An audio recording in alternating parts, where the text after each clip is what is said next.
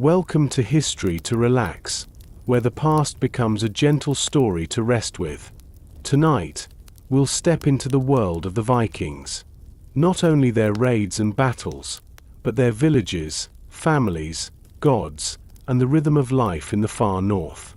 It is a journey told slowly, like a story by the fire, made for rest and calm reflection. Before we begin, take a moment to get comfortable. Find a quiet place to sit or lie down. Let your shoulders ease, your breathing slow, and allow yourself to drift into the story. If you enjoy these gentle journeys into history, please take a moment to like this video and subscribe to the channel. It truly helps us grow. And in the comments below, let us know where in the world you're listening from tonight. It's always wonderful to see this community reaching across countries and time zones. Now, let the past unfold. Close your eyes if you wish, relax into the sound of the story, and let us begin. Part 1. The North Awakens. The story of the Vikings does not begin with sails snapping in the wind, or with the clash of axes on foreign shores. It begins in silence. A silence broken only by the slow breathing of the land itself, the heaving seas, the whisper of pine forests, and the long hush of snow drifting down from a steel-grey sky. This was the North, a place of narrow fjords and black rock mountains, of winters so deep that the sun barely rose above the horizon, and summers that lingered with pale light well into the midnight hours. For those who lived there, life was never soft or simple. Each day was shaped by the pull of the earth and the sea. The soil could be thin, the storms sudden, and the ice unforgiving. Yet within this landscape a people emerged who would learn not only to endure, but to bend hardship into strength. Imagine for a moment a shoreline in Norway 1,000 years ago. The air is cold enough to sting the skin, though the salt of the sea softens it with a sharp freshness. Waves slap against rocks polished smooth by centuries. Wooden houses squat near the water, their roofs packed with turf and moss to keep out the bitter winds. Smoke curls upward from chimneys, drifting into skies that are always shifting, now clear, now heavy with clouds. Inside those homes, the warmth of the fire holds back the cold. Families gather around the hearth. The glow of embers paints the walls with flickering light. This was the heart of Viking life, not the raid, not the warband, but the hearth fire. It was here that stories were told, bread was baked, children learned their first words, and elders recited the names of ancestors. The sagas that would later echo across centuries began here, in simple rooms filled with the scent of smoke and stew. But life in the north was not only domestic. Step outside and you would see the bones of the landscape pressing close. Steep valleys, forests of birch and pine, rivers rushing with snowmelt, and beyond them, the vast North Sea. The sea was everywhere, not only a boundary, but a promise. It offered danger, but also freedom. It was a highway for trade and exploration, carrying boats far beyond the horizon. The people who lived here had no choice but to become masters of both land and water, to farm when the earth allowed, to fish when it did not, and to take to the waves when hunger or ambition demanded it. Their lives were shaped by cycles, planting and harvest, fishing and feasting, births and funerals, the changing of seasons. In that rhythm, they grew close to the natural world, both respecting and fearing it. In winter, the nights seemed endless. Snow covered the ground so deeply that even the paths between houses disappeared. Families crowded together, sharing heat, food, and company. These were the months of storytelling. Children learned of Odin, the All-Father who sought wisdom at any cost, of Thor, hammer in hand, protector of mankind, of Loki, the trickster whose mischief might one day end the world. These tales were not just entertainment. They were explanations. Why the storms came, why the crops failed, why life was as harsh and beautiful as it was. And when spring returned, it was like a resurrection. Ice melted, rivers roared with new life, and fields that had lain dead under snow were once again scratched open for barley and oats. The people of the north moved with this cycle, year after year, generation after generation. From this landscape, the Viking Age would be born. The toughness required to wrest food from poor soil, the skill to ride rough seas, the courage to endure darkness and cold, these were not luxuries. They were necessities. And they produced a people with resilience in their bones. But if resilience kept them alive, curiosity made them restless. Beyond the fjords lay other lands, other coasts, and perhaps better fortunes. The horizon was not an end, but an invitation. A Viking child, standing on the shore, would have watched the gulls wheel and vanish into the distance and wondered what lay beyond the spray and the sky. That wondering would become the spark of exploration, of raids and voyages that would reach far beyond their northern home. Yet before all of that, before longships cut through the mist, before monasteries trembled at their approach, the Vikings were farmers, fishers, and families. Their villages were small, often only a handful of longhouses surrounded by grazing fields and forest. Each person had a role, tending livestock, shaping iron, weaving cloth, or steering the nets into the sea. To survive here required everyone's hands. A day in a Viking village began early. As the sun rose, in summer, that meant it barely dipped below the horizon at all, the animals had to be fed, fields checked, nets hauled, wood chopped. Men and women alike worked, though their tasks often differed. Women held great power inside the home, managing stores, weaving, and often guiding decisions. Men might hunt or travel for trade, but both labored long hours, for the margin between comfort and hunger was thin. Children joined in as soon as they were able.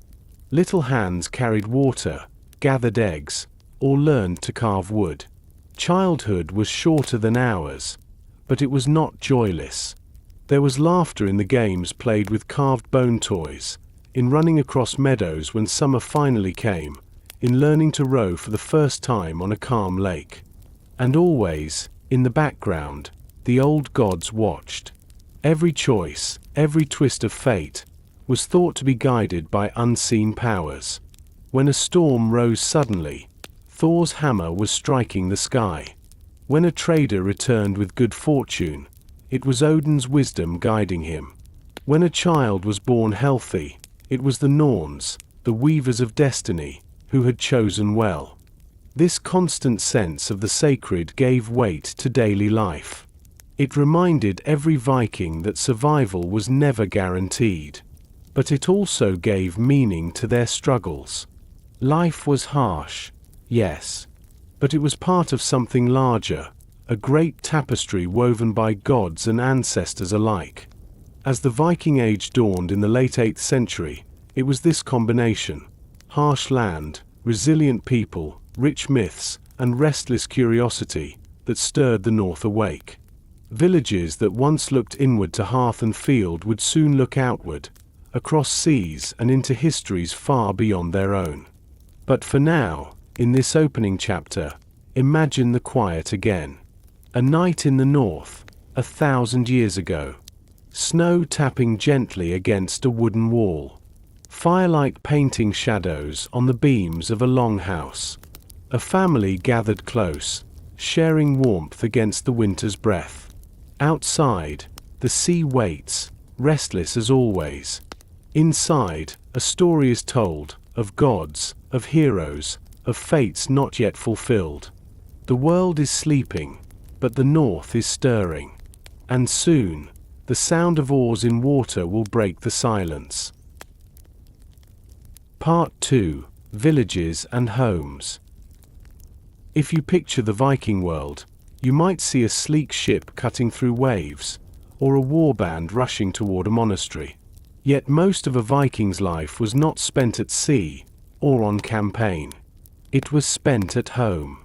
And those homes, simple though they may seem to us, were the center of everything: survival, family, memory, and community. Imagine, then, a small Viking village resting in a sheltered valley along the coast. The land is stitched with fields, rough and uneven, but patiently worked year after year. A stream runs nearby, its water icy and fast, tumbling down from the mountains.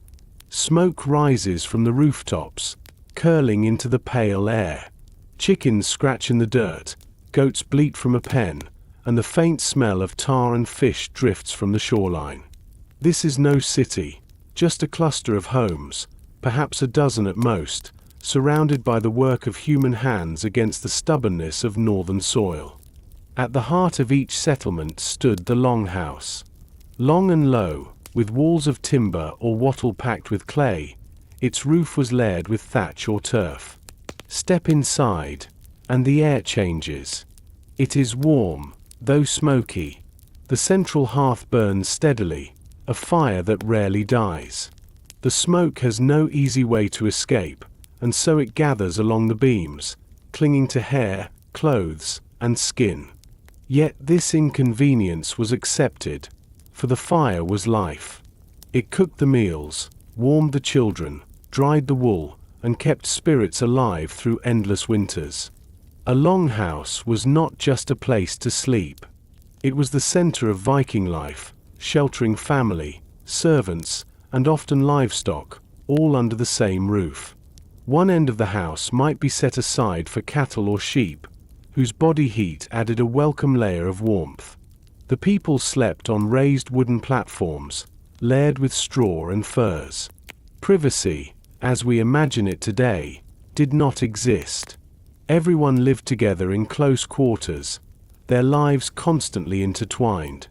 Yet far from being grim, this closeness created a strong bond.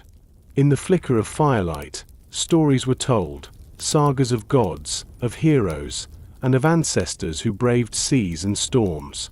Laughter echoed in the evenings, mingling with the sounds of weaving looms and the occasional bark of a dog.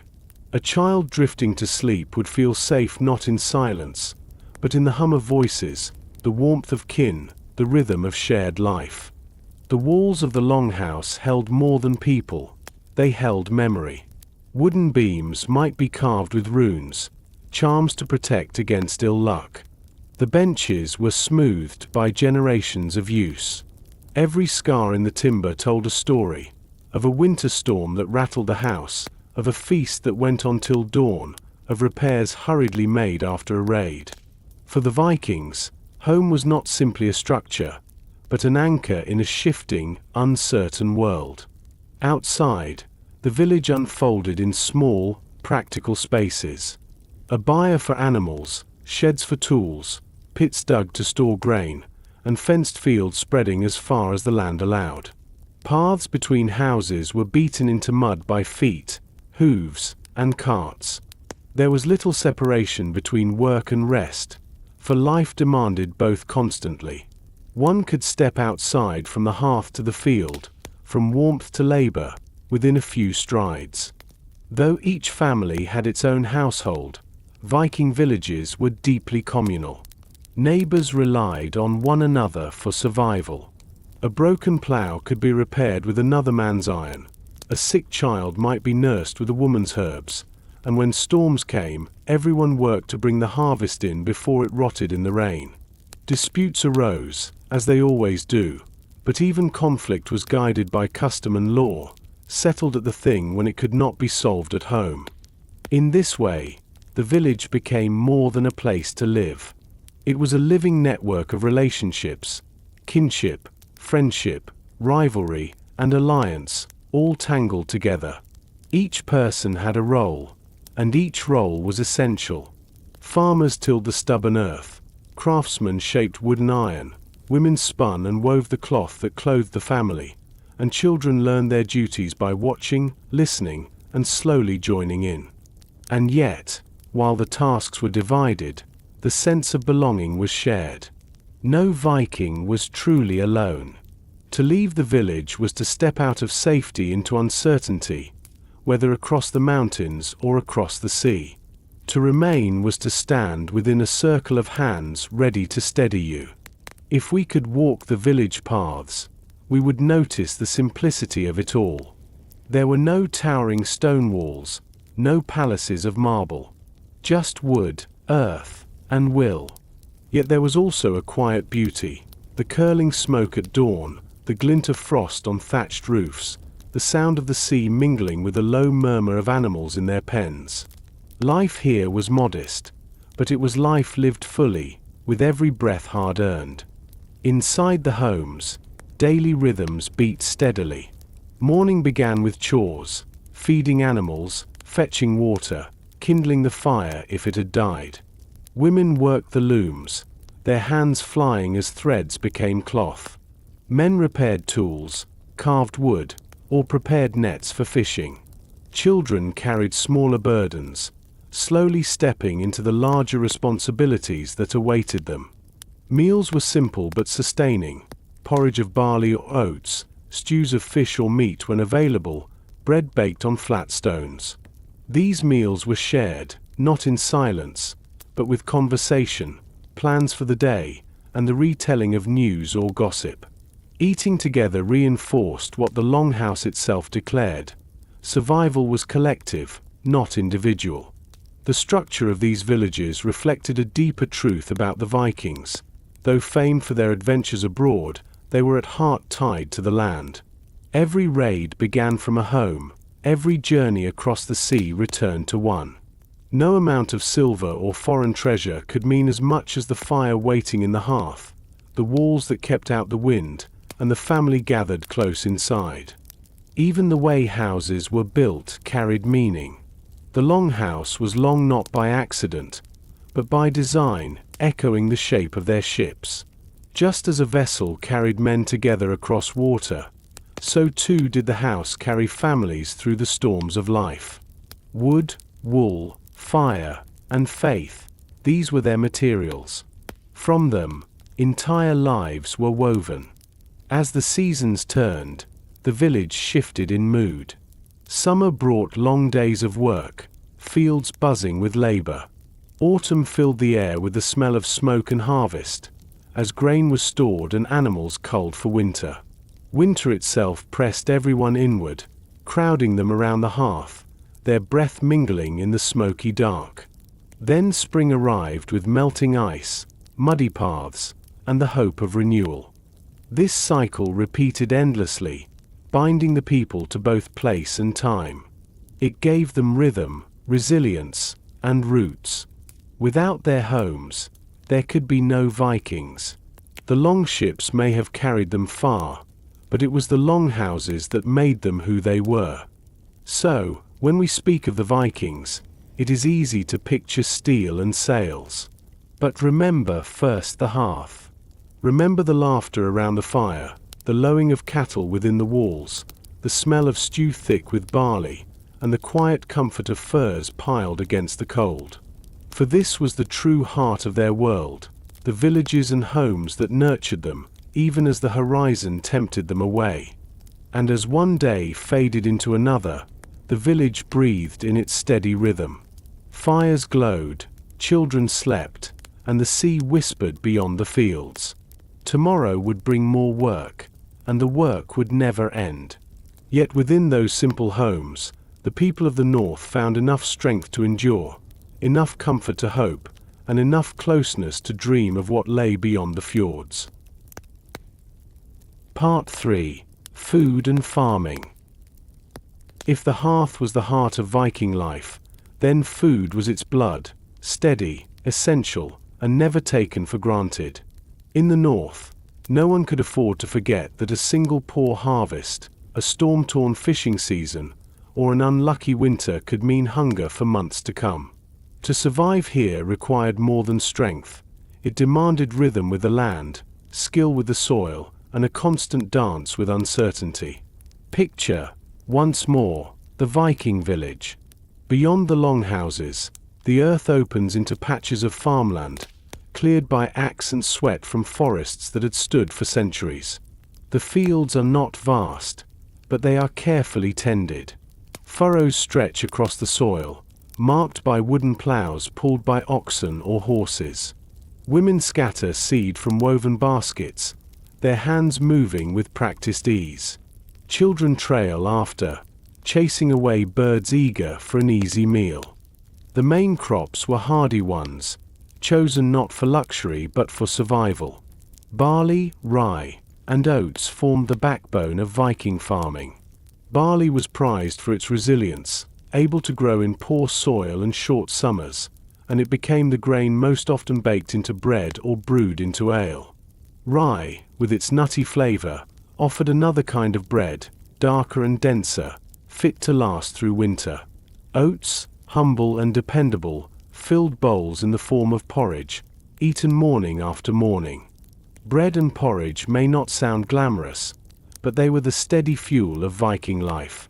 Imagine waking in the smoky half-light of a longhouse. The first meal of the day might be a thick porridge of oats, salted or flavored with a drizzle of honey if the family could spare it. It was not rich fare, but it warmed the stomach and steadied the hands for hours of labor ahead. To these grains were added vegetables where the soil allowed. Cabbages grew well, as did peas and beans. Root crops like turnips, leeks, and onions provided both bulk and flavor. Herbs, wild or cultivated, gave sharper notes: dill, garlic, thyme. A stew might bubble in the cauldron over the hearth, filled with meat when fortune allowed, but just as often flavored with nothing more than vegetables, herbs, and perhaps a bone for broth. Meat was not eaten every day. To keep animals year-round was costly, for they consumed the same scarce resources as their owners. Yet when meat was available, it was cherished. Sheep, goats, pigs, and cattle were raised for milk, wool, hides, and eventually slaughter. Chickens gave eggs, while ducks and geese were occasionally kept as well. Hunting added variety: wild boar, deer, and birds, caught in forests and marshes. But for most, these were luxuries. The truest abundance came from the sea. The Vikings were as much fishers as they were farmers. Nets were cast into fjords and rivers, hooks baited with scraps, traps set in streams. Herring, cod, and salmon were staples, salted or dried for storage. Shellfish could be gathered from shorelines, and seals were hunted for meat and oil. For inland villages, rivers provided trout and eels, slippery and strange, yet nourishing. The sea never closed for winter, and so it became the great pantry of the north. Preservation was as important as production. Families salted fish, smoked meat, and dried fruit and herbs. Grain was stored in pits or raised granaries, sometimes sealed with clay or bark.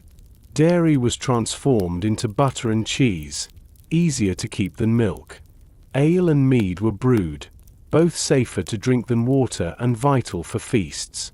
Every task, from salting a barrel of fish to turning cheese on its shelf, was a hedge against hunger in the dark months ahead. The seasons dictated everything. In spring, fields were sown. In summer, nets were heavy with fish, and wild berries ripened in forests. In autumn, animals were slaughtered, meat smoked, and grain stored. Winter was the time of reckoning, a season of waiting, rationing, and hoping the stores would last. If they did not, hunger pressed in, and sometimes famine followed. Yet even in hardship, food was more than survival. It was ritual, celebration, and identity. At feasts, whole animals might be roasted, their fat sizzling over flames, while horns of mead passed from hand to hand.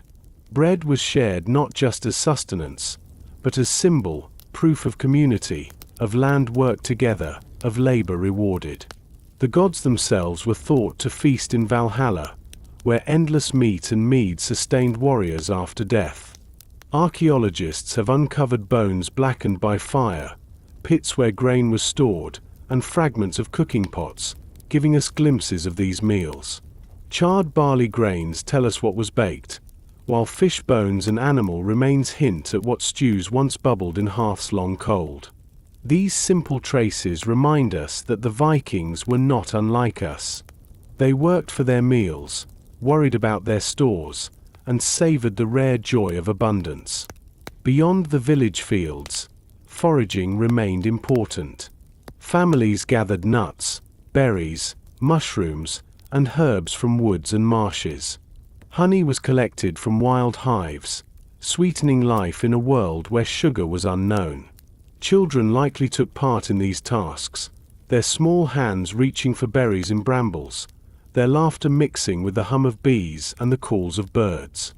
Trade, too, brought new flavors. From distant lands, spices and fruits sometimes reached the north, luxuries for the wealthy, astonishing in their novelty. Imagine the first taste of cinnamon or pepper in a smoky longhouse, the sharp flavor almost magical against the simplicity of porridge and bread.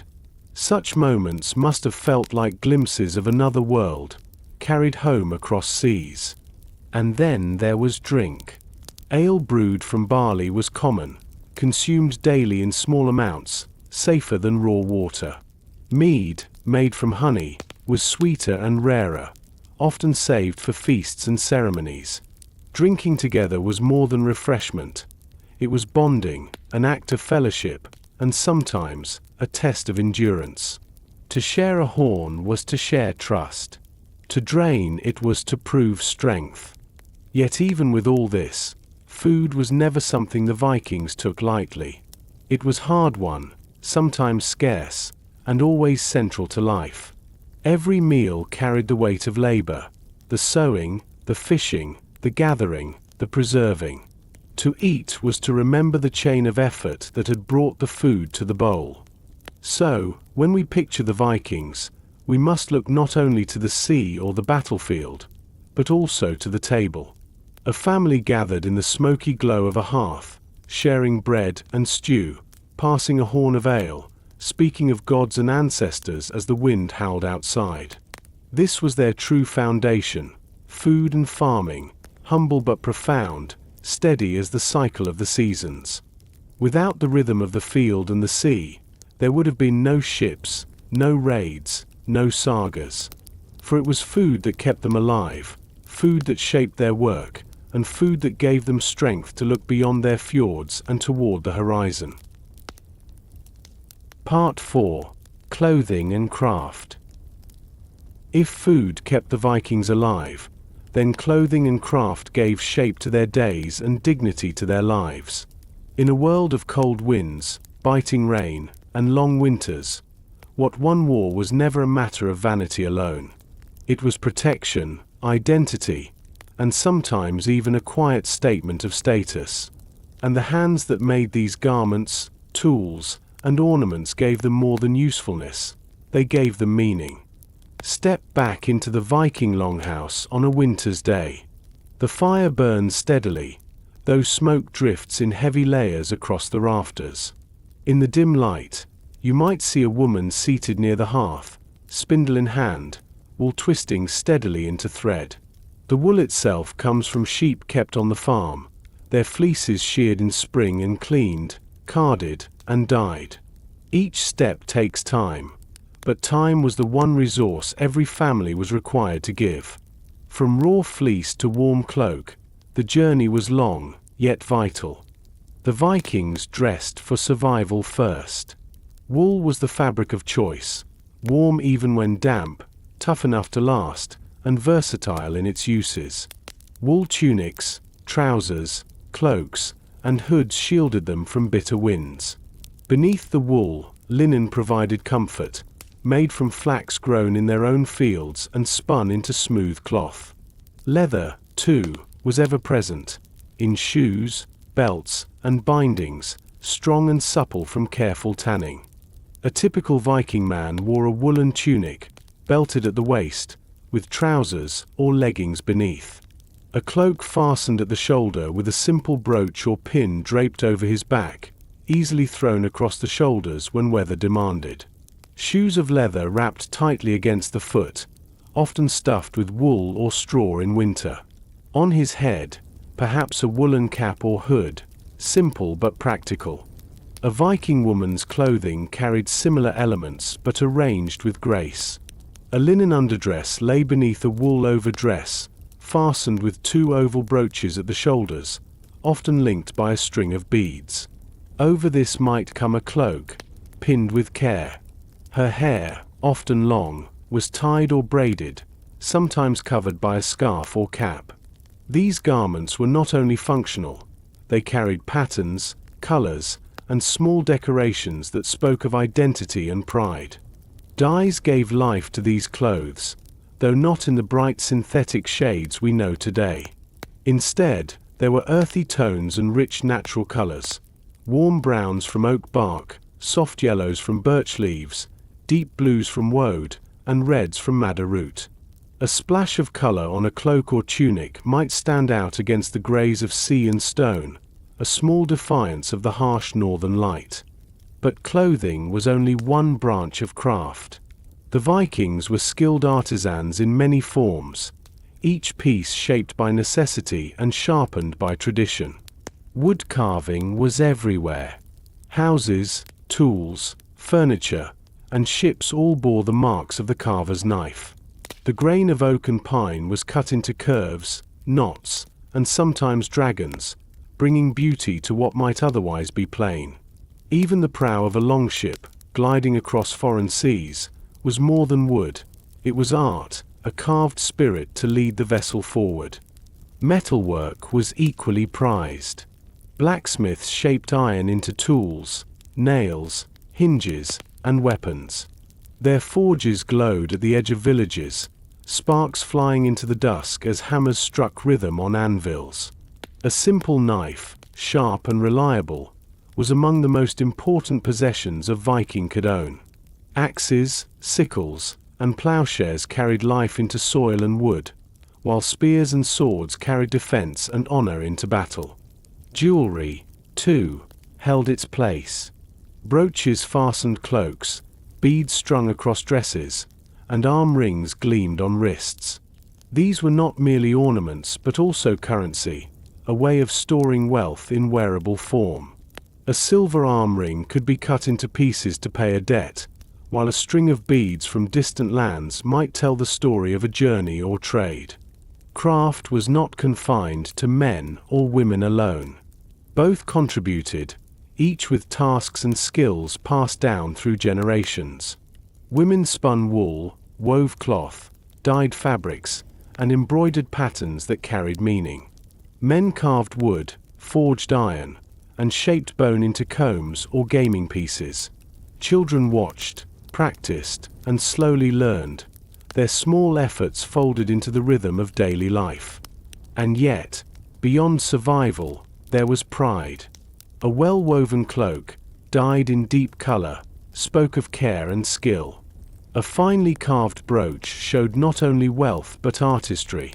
Even the humblest family sought to make what they owned not only useful but beautiful. To craft was to leave a mark of one's hand upon the world, a statement that said, "We are here, and we endure." The Vikings also left their craft on the walls of their beliefs. Wooden carvings of gods, bone amulets etched with runes, ships buried with men of rank, all these show that the act of making was bound to the act of meaning. Craft was not just for the living but for the dead, and for the powers they believed lay beyond. A warrior buried with a sword carried not only iron, but the love and labor of those who had forged it. A woman buried with brooches and beads carried the story of her household's pride. Archaeology gives us quiet windows into this world of making. Combs carved from reindeer antler, polished smooth by daily use.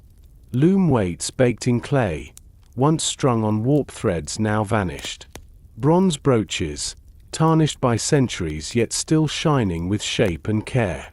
Even ships, buried in earth and discovered 1,000 years later, carry the silent testimony of the craftsman's hand. To walk through a Viking settlement was to see craft everywhere. The rhythmic clatter of the loom, the ringing of a hammer in the forge, the scrape of a knife along wood, the hiss of dye boiling in a pot, the air thick with smells, wool washed and drying, leather curing in smoke, iron glowing red, tar boiling for ships. All of it spoke of lives woven together in the simple, constant act of making. And as evening fell, these works became the backdrop of rest. A child played with a carved toy horse, its legs worn smooth. A woman folded cloth newly dyed. A man checked the edge of his axe, sharpening it by firelight. Each action small, each one ordinary, yet each one binding the family, the village, and the larger story of a people whose hands shaped not only objects, but history itself. For the Vikings were not defined by raiding alone. They were defined by what they built, what they wore, what they carried into their daily lives. Their crafts were not luxuries. They were the bones of survival, fleshed out by pride and artistry. A cloak against the cold. A brooch fastening more than fabric, fastening memory. A ship carved with a dragon's head, carrying the courage of its maker as surely as it carried its crew. So when we think of them, let us see not only the steel of their weapons, but the wool of their cloaks, the beads strung across dresses, the combs that smoothed their hair, the carvings that decorated their homes. For in these, perhaps more than in their swords, the Vikings revealed who they truly were. People of the north, bound to craft, proud of their making, finding beauty even in necessity. And as night falls on our imagined village, the loom is stilled, the forge goes quiet, and the fire burns low.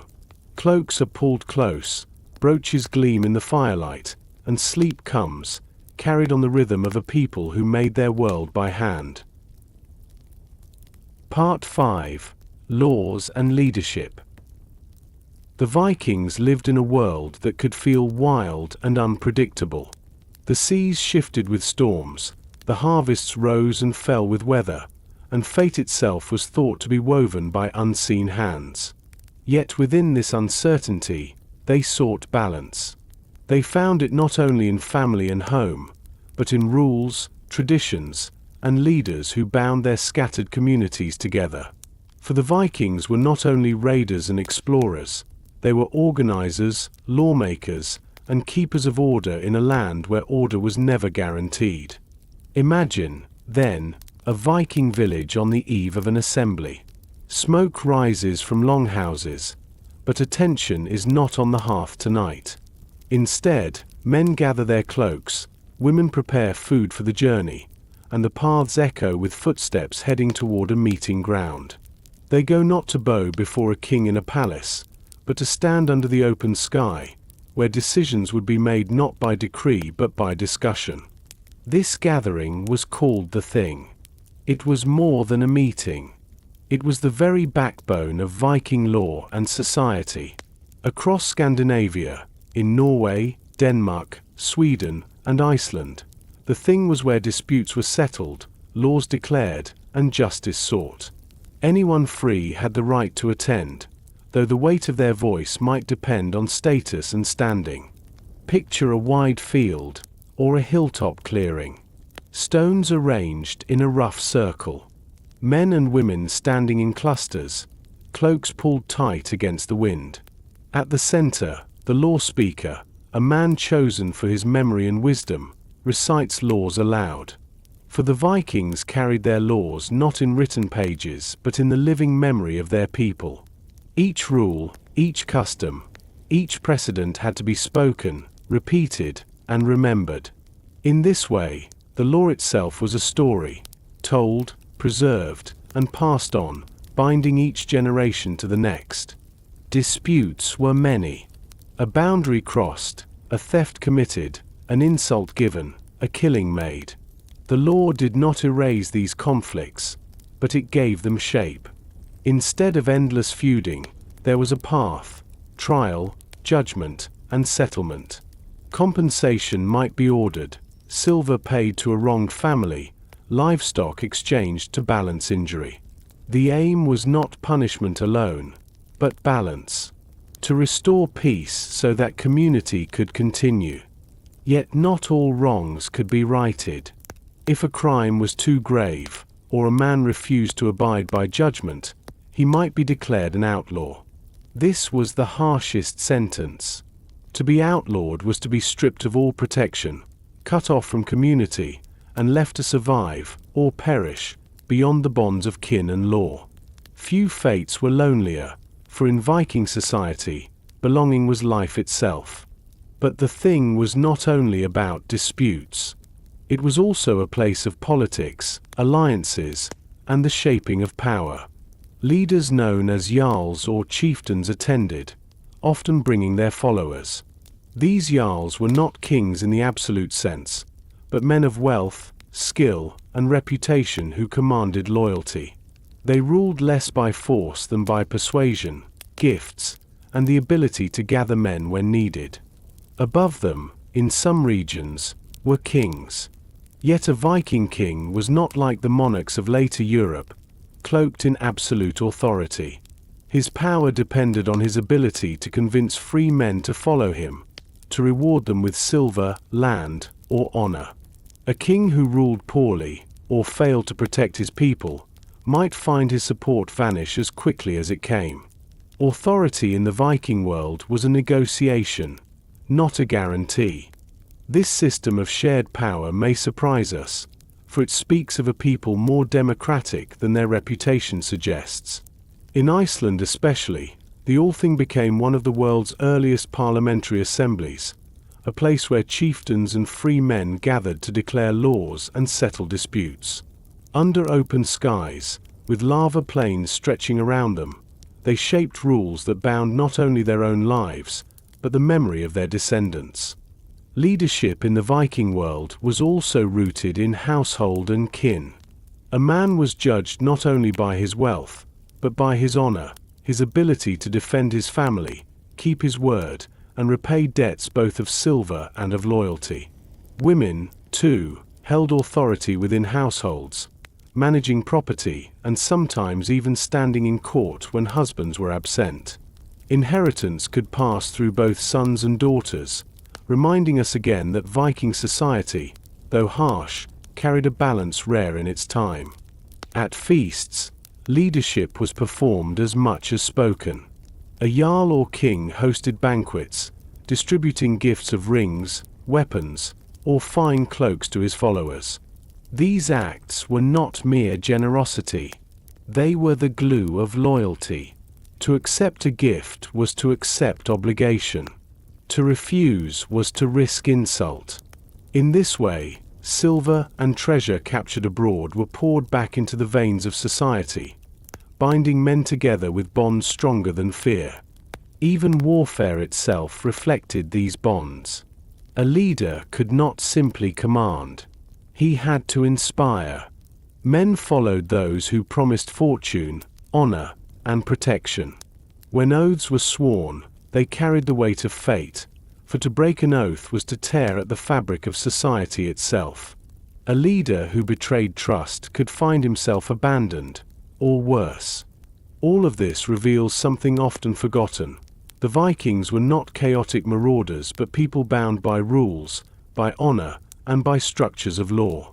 Their reputation abroad may have been fire and steel, but at home, they sought order, stability, and justice, however harsh it sometimes was.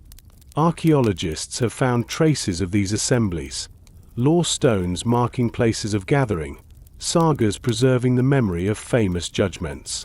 We read of duels fought to settle disputes, of fines measured in silver, of alliances sealed with handshakes under the open sky. These customs remind us that the Vikings, though fierce, were never lawless. In the evenings, when the thing was done, families returned to their homes. Disputes had been settled, alliances made, judgments spoken. The law speaker's voice lingered in memory, the rhythm of his words binding the community together. As hearth fires were lit again, there was comfort in knowing that, even in a land of storms and hardship, there was also structure, fairness, and a place for every voice to be heard. So when we imagine the Vikings, let us see not only warriors at sea, but men and women gathered under northern skies, listening to words carried on the wind. Words that gave shape to justice. Words that carried authority. Words that reminded each person that they belonged to something larger than themselves. A people, a law, a living thread of order woven through the wildness of the north.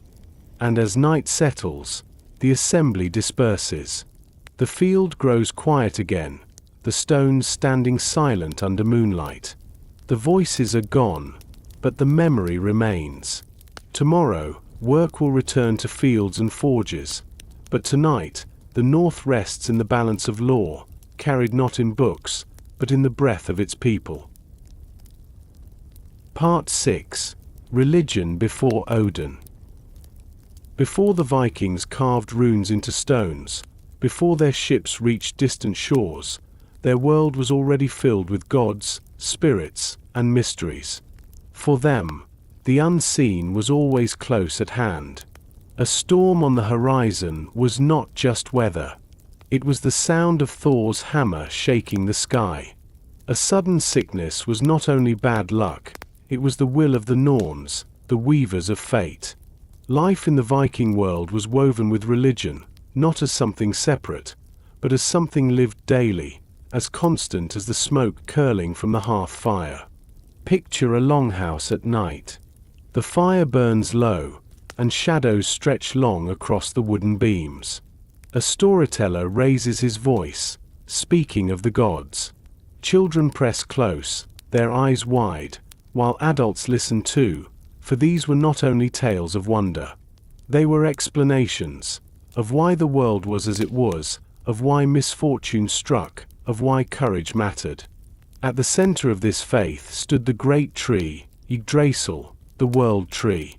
Its roots stretched deep into dark realms, its branches reached high into heavens, and all existence rested upon it.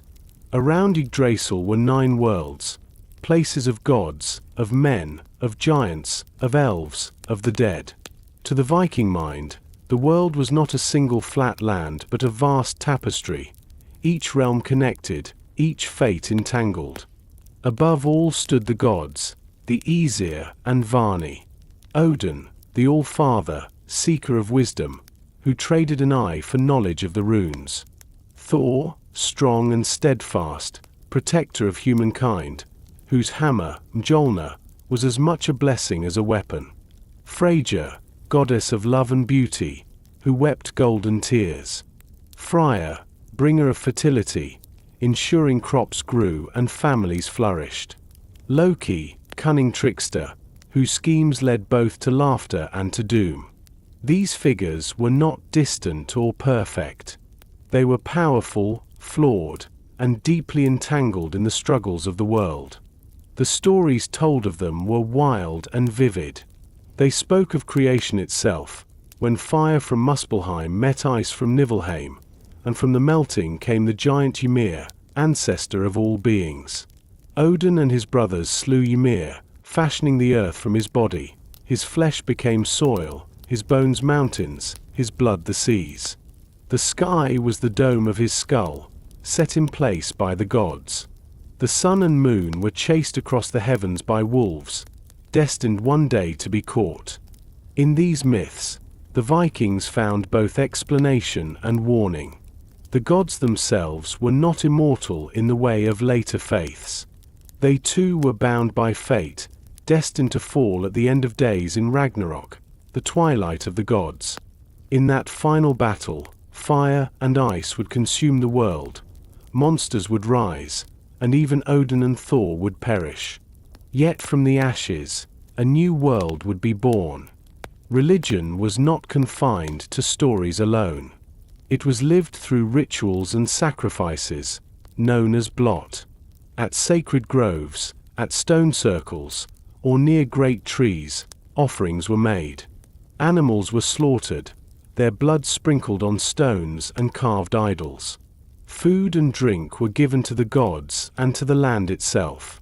In larger ceremonies, feasts followed, binding the community together as they honored powers greater than themselves. Temples, when they existed, were not vast cathedrals of stone but wooden halls adorned with carved images of gods. One of the most famous stood at Uppsala in Sweden, where statues of Thor, Odin, and Freya were said to preside, and sacrifices were offered in their honor. Yet many worships took place in the open, beneath sky and tree, for the natural world itself was seen as sacred. Everyday belief was woven into the fabric of life. Amulets of Thor's hammer were worn for protection. Runes were carved into wood and bone, not just as letters but as charms carrying hidden power. Dreams were read as omens. The flight of birds, the turn of weather, the sudden stir of the wind, all were signs, if one had eyes to see. Death, too, carried religious meaning. A man might be buried with his weapons, a woman with her jewelry and tools, a child with simple toys. Ships, symbols of journey, were sometimes used as graves, real or built of stone, carrying the dead toward the next world. The way of burial depended on wealth, status, and belief, but always it carried the sense that life did not end at the grave. The afterlife was imagined in many forms. The bravest warriors dreamed of Valhalla, Odin's hall, where the fallen feasted and trained for Ragnarok. Others might go to Folkvanga, the field of the goddess Freyja. The less fortunate might find themselves in Hell, a cold, shadowy realm, not of torment, but of endless grey. Wherever they went, the dead were still bound to the great tree, still part of the endless cycle of fate. This religion was not one of sacred texts or rigid doctrine. It was fluid, oral, and living. It shifted with each telling, each region, each generation. What bound it together was not uniformity but imagination, a shared vision of gods who were both powerful and fallible, of a world both fragile and enduring, of a fate both terrifying and strangely comforting. For the Vikings, to believe was not only to pray. It was to live with constant awareness of the unseen. When a farmer sowed his field, he might murmur a blessing to Freya.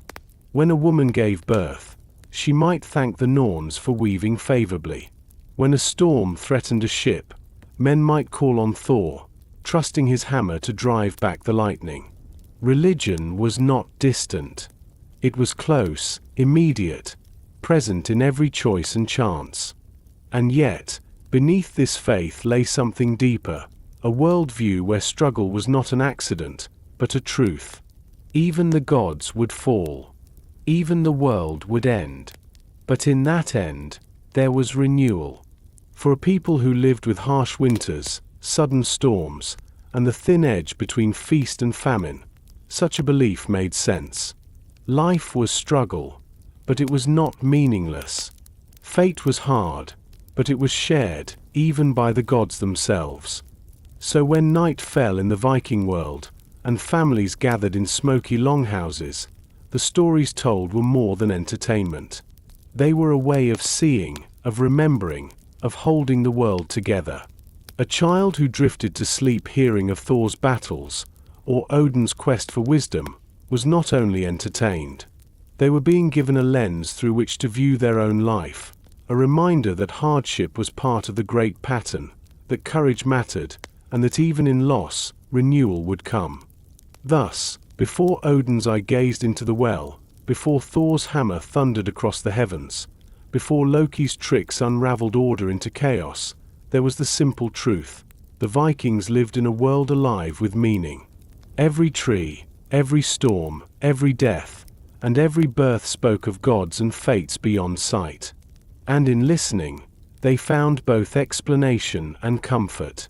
As the fire burned low, the storyteller's voice would fade. Children's eyes closed. The wind pressed against the walls of the Longhouse, carrying with it the reminder that outside was dark and uncertain. But within, the words of the gods lingered, giving warmth not only to the body, but to the spirit. The night deepened. The north slept. And above it all, Yggdrasil stretched its branches, holding the 9 worlds in silent watch. Part 7. Everyday Beliefs. The gods and their sagas might have filled the long winter nights with wonder, but the Vikings did not need to look to Asgard or Jotunheim to feel the presence of the unseen. For them, the sacred was everywhere, in the soil beneath their feet, in the sudden cry of a raven overhead, in the flicker of shadows on the hearth wall. Beyond the great myths lived 1,000 small beliefs, woven into the rhythm of daily life. Imagine a woman preparing wool at the loom. Her fingers pause for a moment, and she glances toward a carved amulet hanging from the beam, a tiny Thor's hammer, cut from bone and smoothed with care. It is more than decoration. It is protection, a silent prayer that her work will be steady, that her family will be safe, that no ill fortune will creep in with the turning of the threads. These small objects were everywhere. Pendants shaped like hammers, rings etched with runes, charms carved from wood or bone. They were worn close to the skin, tucked under tunics, held in pockets. To the Vikings, they were not trinkets but safeguards, tangible ties to powers that could not be seen. In a world where storms could destroy a harvest overnight, or illness strike without warning, such tokens offered comfort. Omens filled the air. The call of a raven might foretell victory or doom, depending on how and when it was heard. Dreams were studied for meaning. A man who dreamed of the sea might take it as a sign to set sail, or a warning of peril ahead. The crack in an egg, the pattern of smoke rising from a fire, the sudden stir of the wind, all could carry meaning. Life itself seemed like a web of signs, waiting to be read by those attentive enough to notice. The land was alive with spirits. Hills, rivers, and groves were thought to hold beings unseen, guardians, ancestors, or creatures of mischief. Farmers might leave offerings at sacred stones, pouring ale onto the earth or leaving bread in thanks. At night, when the wind howled through forests, people spoke of elves, dwarfs, and trolls moving in the dark. These beings were not far-off fantasies. They were neighbors, unpredictable, sometimes helpful, sometimes harmful. Even the home was a place of quiet reverence. The hearth was sacred, not only for warmth but for spirit. To let the fire die was a danger, both practical and symbolic. Families might whisper blessings as they added wood, thanking the flame for its light. Some believed household spirits, ancestors long gone, lingered in the corners of the Longhouse, watching, guiding, protecting, or warning. The Norns, the weavers of fate, were never far from thought. People lived with the sense that their lives were threads, spun, measured, and cut according to destiny. A sudden illness, a fortunate harvest, a chance encounter, all were tied to this unseen weaving. Yet this was not cause for despair. If fate could not be avoided, it could still be met with courage. To accept one's thread was to live with dignity, even when the end was near. Runes played a special role in these everyday beliefs. They were letters, yes, a system of writing carved into stone, wood, or bone. But they were also symbols of power, each shape carrying meaning deeper than sound. To carve a rune was to invite its strength. A warrior might scratch runes onto his blade, asking for victory. A woman might mark them on wood, hoping for fertility or health. They were tools of language, magic, and memory all at once. When sickness struck, people turned to more than herbs. Charms were whispered, runes inscribed, prayers spoken softly into the night. A fever might be seen not only as an illness of the body but as the touch of unseen forces. To heal required both knowledge of plants and words of power. In this way, medicine and magic were never far apart. Seers and wise women, the Vola, carried special weight. Wrapped in cloaks, staffs in hand, they were said to travel in spirit, glimpsing the future or guiding communities through ritual. Their words were feared, respected, sometimes doubted, yet never ignored. When the course of fate seemed uncertain, The Volva might be asked to speak, her voice carrying the authority of powers beyond mortal reach. Festivals and rituals brought these beliefs into the open. At harvest, ale might be poured onto the fields, thanking the gods for their gifts. In spring, offerings were made to encourage fertility, of crops, of animals, of families. In times of crisis, larger sacrifices took place, animals offered, their blood sprinkled on stones, the community feasting afterward in both reverence and relief. These were not rare events but part of the turning of the year, blending necessity with the sacred. Death, too, was wrapped in everyday belief. A burial was not only the laying of a body to rest but the sending of a soul onward. To leave the dead without proper honor was to invite misfortune. Some were cremated, their ashes rising with smoke. Others were laid in graves, with tools, weapons, or ornaments for the journey. A ship might carry a chieftain into the afterlife, its prow pointing toward the unseen horizon. Each act declared that death was not the end, but a passage. In this way, the Viking world was layered. There was the visible, the plough in the field, the smoke from the hearth, the salt on the skin after rowing. And there was the invisible, the gods above, the spirits around, the threads of fate beneath. To live was to move constantly between the two, never forgetting one for the other. What strikes us now, looking back, is how seamlessly belief was woven into daily survival. For the Vikings, religion was not confined to temple walls or holy days. It was in the amulet worn at sea, the blessing whispered before sowing seed, the careful reading of a raven's flight. It was the sense that the world was alive, every part of it speaking, if only one listened closely enough. And so, as another night fell over a Viking village, and the fire burned low, the people might settle into rest with a quiet confidence. Outside, the sea roared, the wind pressed hard against wooden walls. But inside, charms hung from beams, runes marked on wood, blessings spoken over food and fire. They were not alone. The gods, the spirits, the fates were near. Life was fragile, but it was also full of meaning, of signs, of unseen hands guiding the way. The hearth glowed, shadows flickered, and sleep came. And in that sleep, perhaps a dream of ravens circling, a dream of a path through a forest, a dream that would be remembered in the morning, not as idle fancy, but as message, waiting to be understood. Part 8. Longships and the Sea. The sea was never far from a Viking's mind. It shaped their land, their labor, their faith, and their destiny. Even those who lived inland, among forests and fields, carried its presence in stories and trade.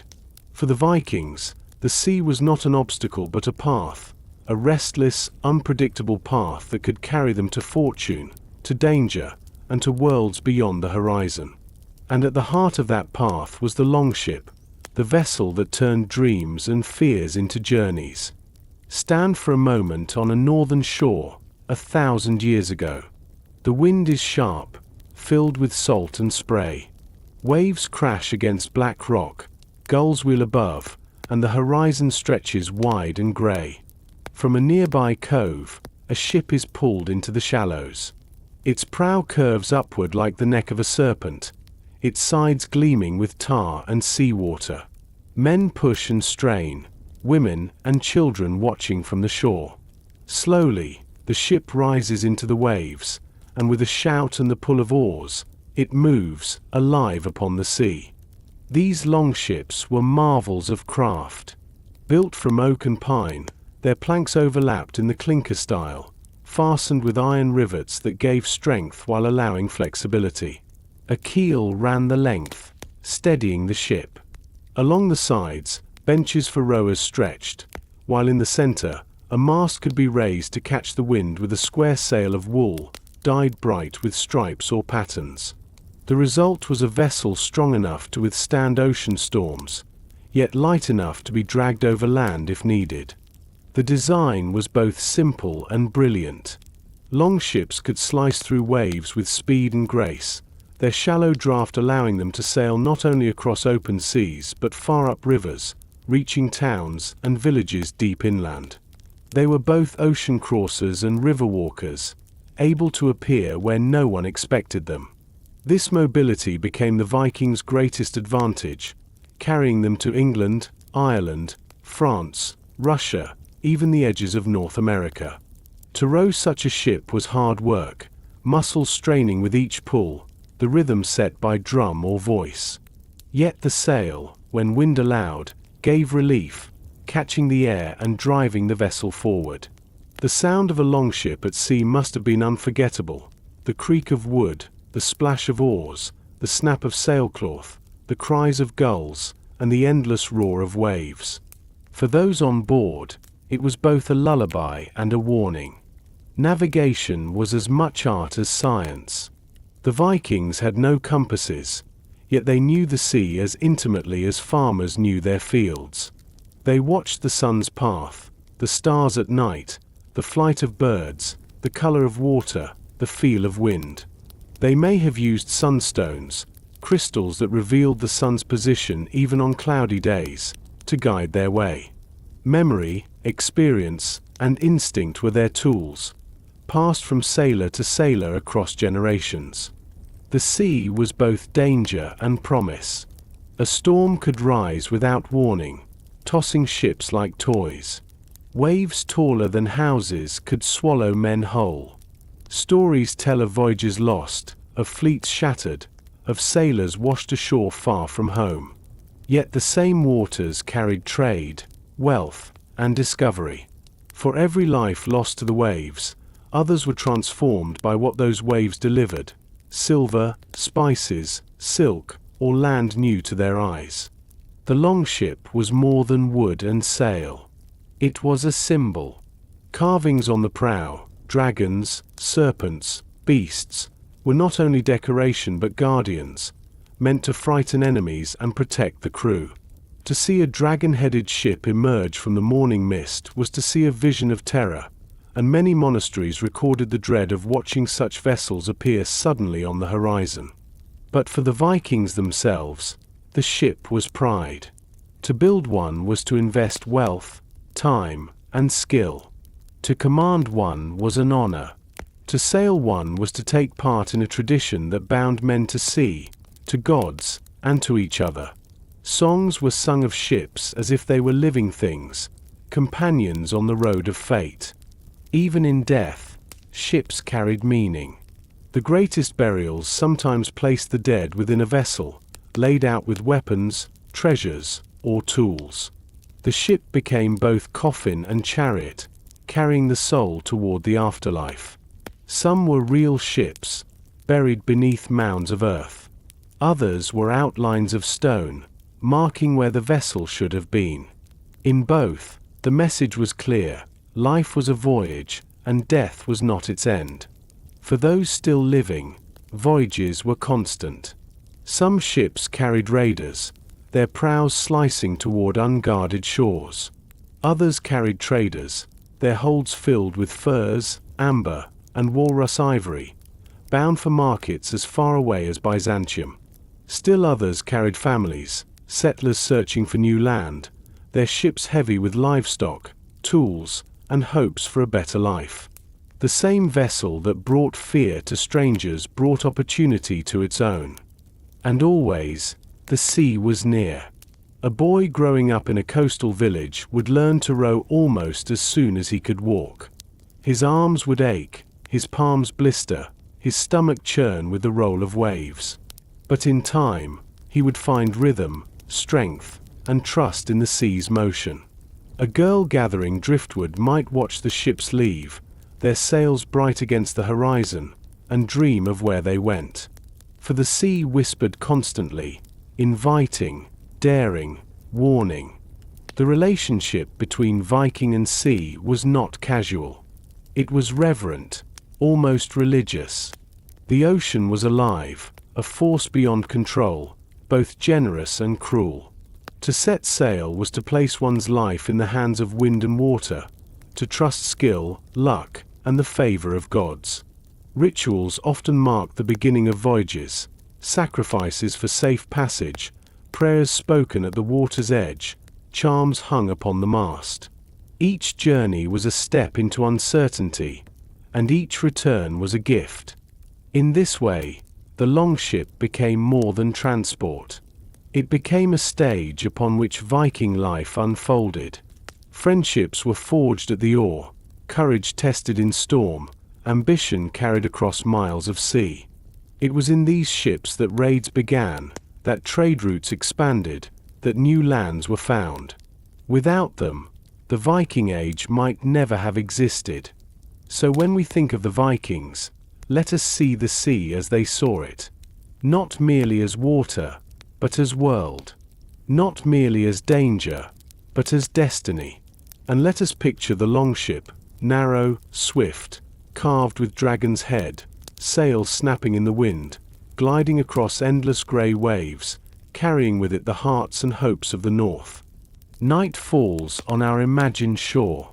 The ship has gone, its sail vanishing into the horizon. The tide rises, the gulls settle, the waves continue their eternal song.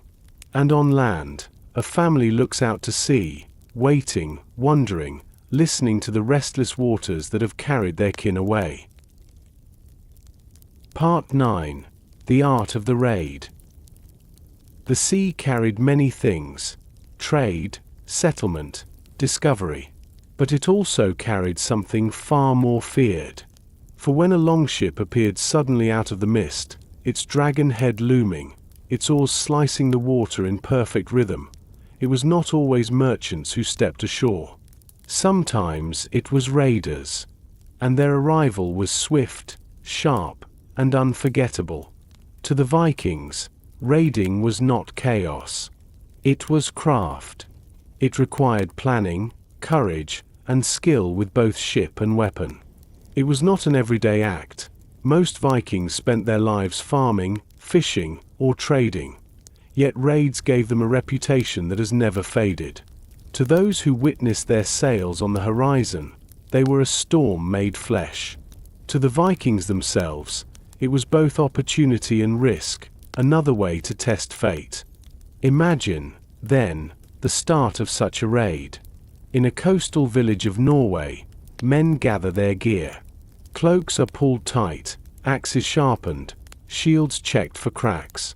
Food and water are packed into the ship, along with spare oars, ropes, and tools. The leader, perhaps a local chieftain or ambitious farmer, calls his companions together.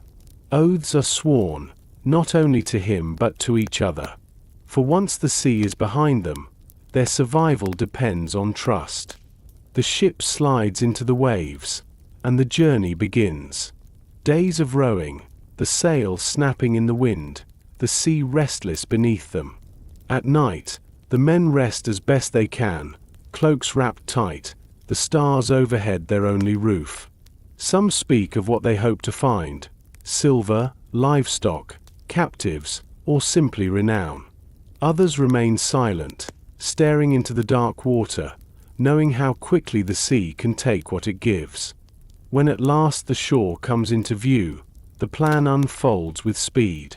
The strength of a raid was surprise. Monasteries, villages, and towns were often chosen because they were unprotected. Their wealth lay not in armies but in stores of grain, in chests of silver, in relics glittering on altars. To strike fast was to strike effectively. A ship could beach at dawn, its men rushing ashore before alarm had time to spread. The weapons were simple but effective. Spears for thrusting, axes for both wood and war, swords for those who could afford them. Shields formed a wall of defense, round and painted, strapped to the arm. Helmets of iron or leather protected heads, though the famous horned helmets are myth-born centuries later. Armor, when worn, was usually chainmail, rare and costly. Most relied on speed and skill rather than heavy protection. The clash itself was brutal and quick. A door smashed, a shout raised, a chest broken open. To the victims, it was terror, sudden, unrelenting, a wave of men who seemed to come from nowhere. To the raiders, it was work, dangerous but familiar. The goal was not always slaughter. It was wealth, portable, valuable, easy to carry back to the ships. Silver coins, church vessels, livestock, slaves. The quicker the raid, the safer the return. And yet, violence was part of it. Monks, unarmed and unprotected, wrote with trembling hands of the day the heathen men came to Lindisfarne in 793. They told of blood, fire, and ruin. That raid, recorded with horror, marked for many the true beginning of the Viking Age.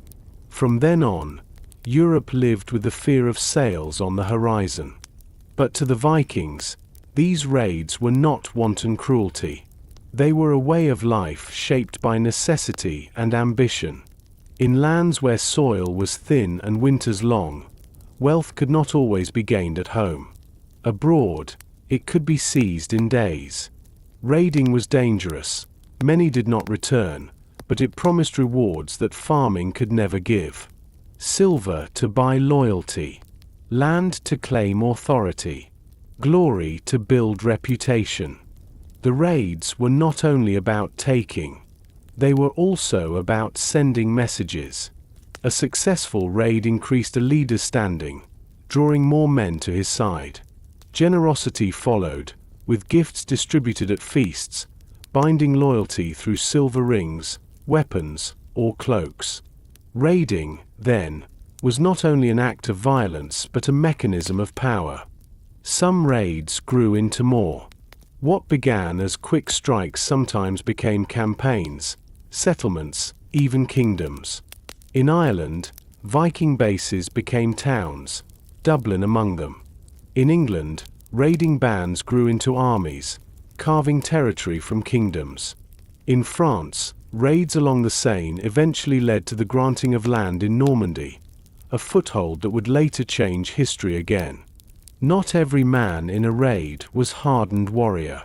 Many were farmers, fishermen, craftsmen who took up arms for a season.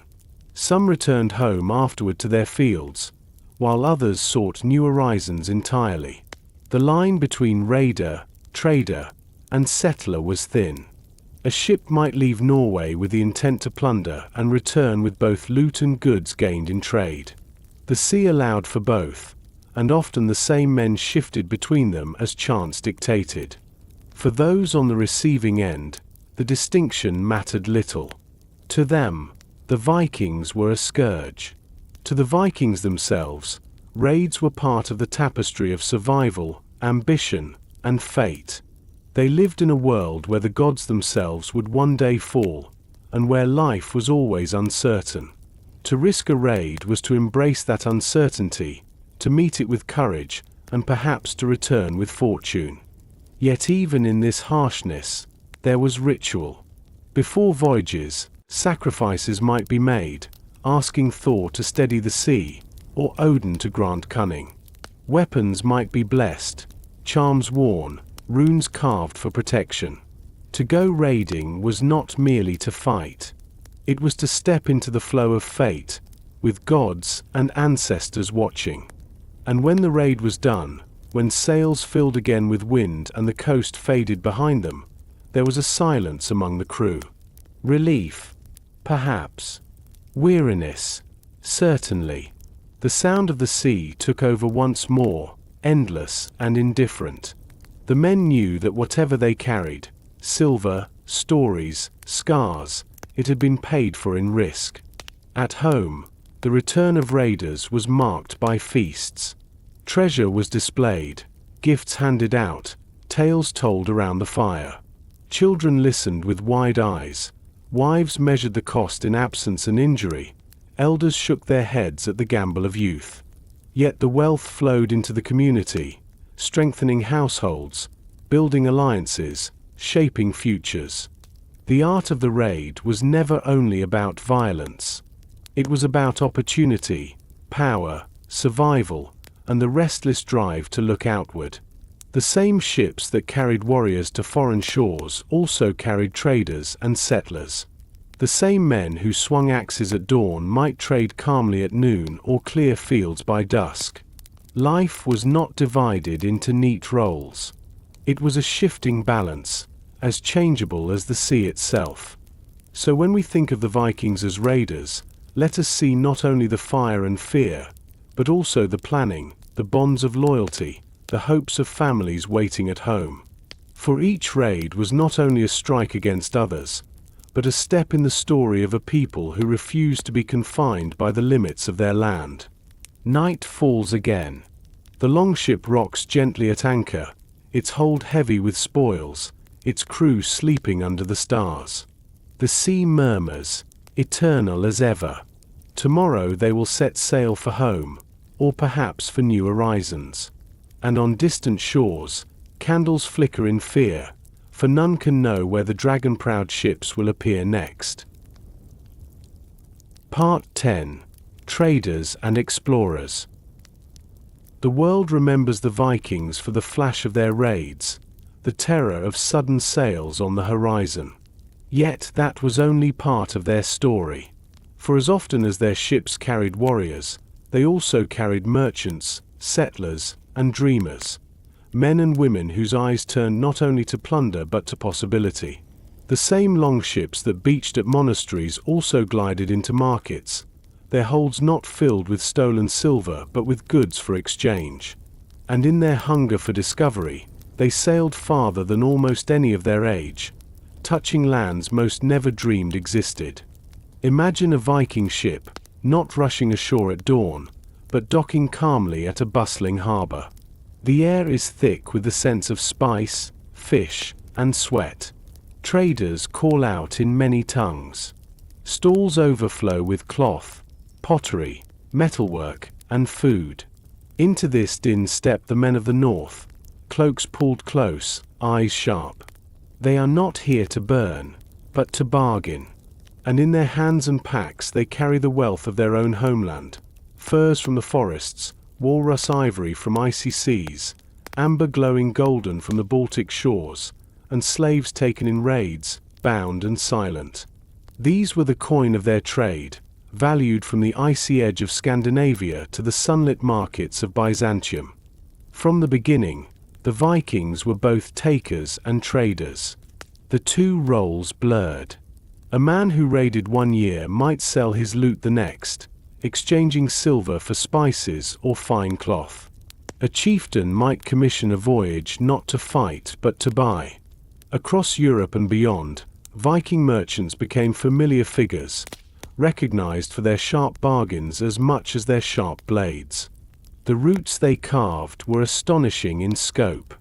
Westward, ships crossed the North Sea to England, Ireland, and beyond, carrying goods both stolen and bought. Southward, they moved along the coasts of France and Spain, slipping even into the Mediterranean. Eastward, they followed rivers deep into the continent, navigating the vast waterways of Russia, reaching as far as the Black Sea and Constantinople, the shining city of Byzantium. There, they traded not only goods but services, some even joining the emperor's elite Varangian guard, their axes and loyalty paid for in gold. What did they seek in these far markets? Many things. Silver, above all, was treasured. Coins from the Islamic world, stamped with Arabic script, have been found buried in Scandinavian soil, carried there through endless chains of trade. Fine cloth, too, from the east.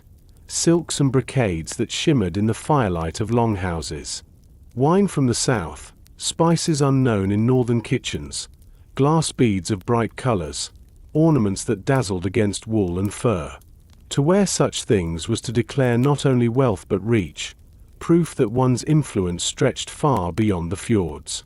And what did they give in return? Furs, thick and warm, from fox, beaver, and bear. Walrus tusks carved into ivory, prized like treasure in Europe's courts. Amber, gathered from Baltic shores, glowing like frozen sunlight. Iron, too, forged into tools and weapons.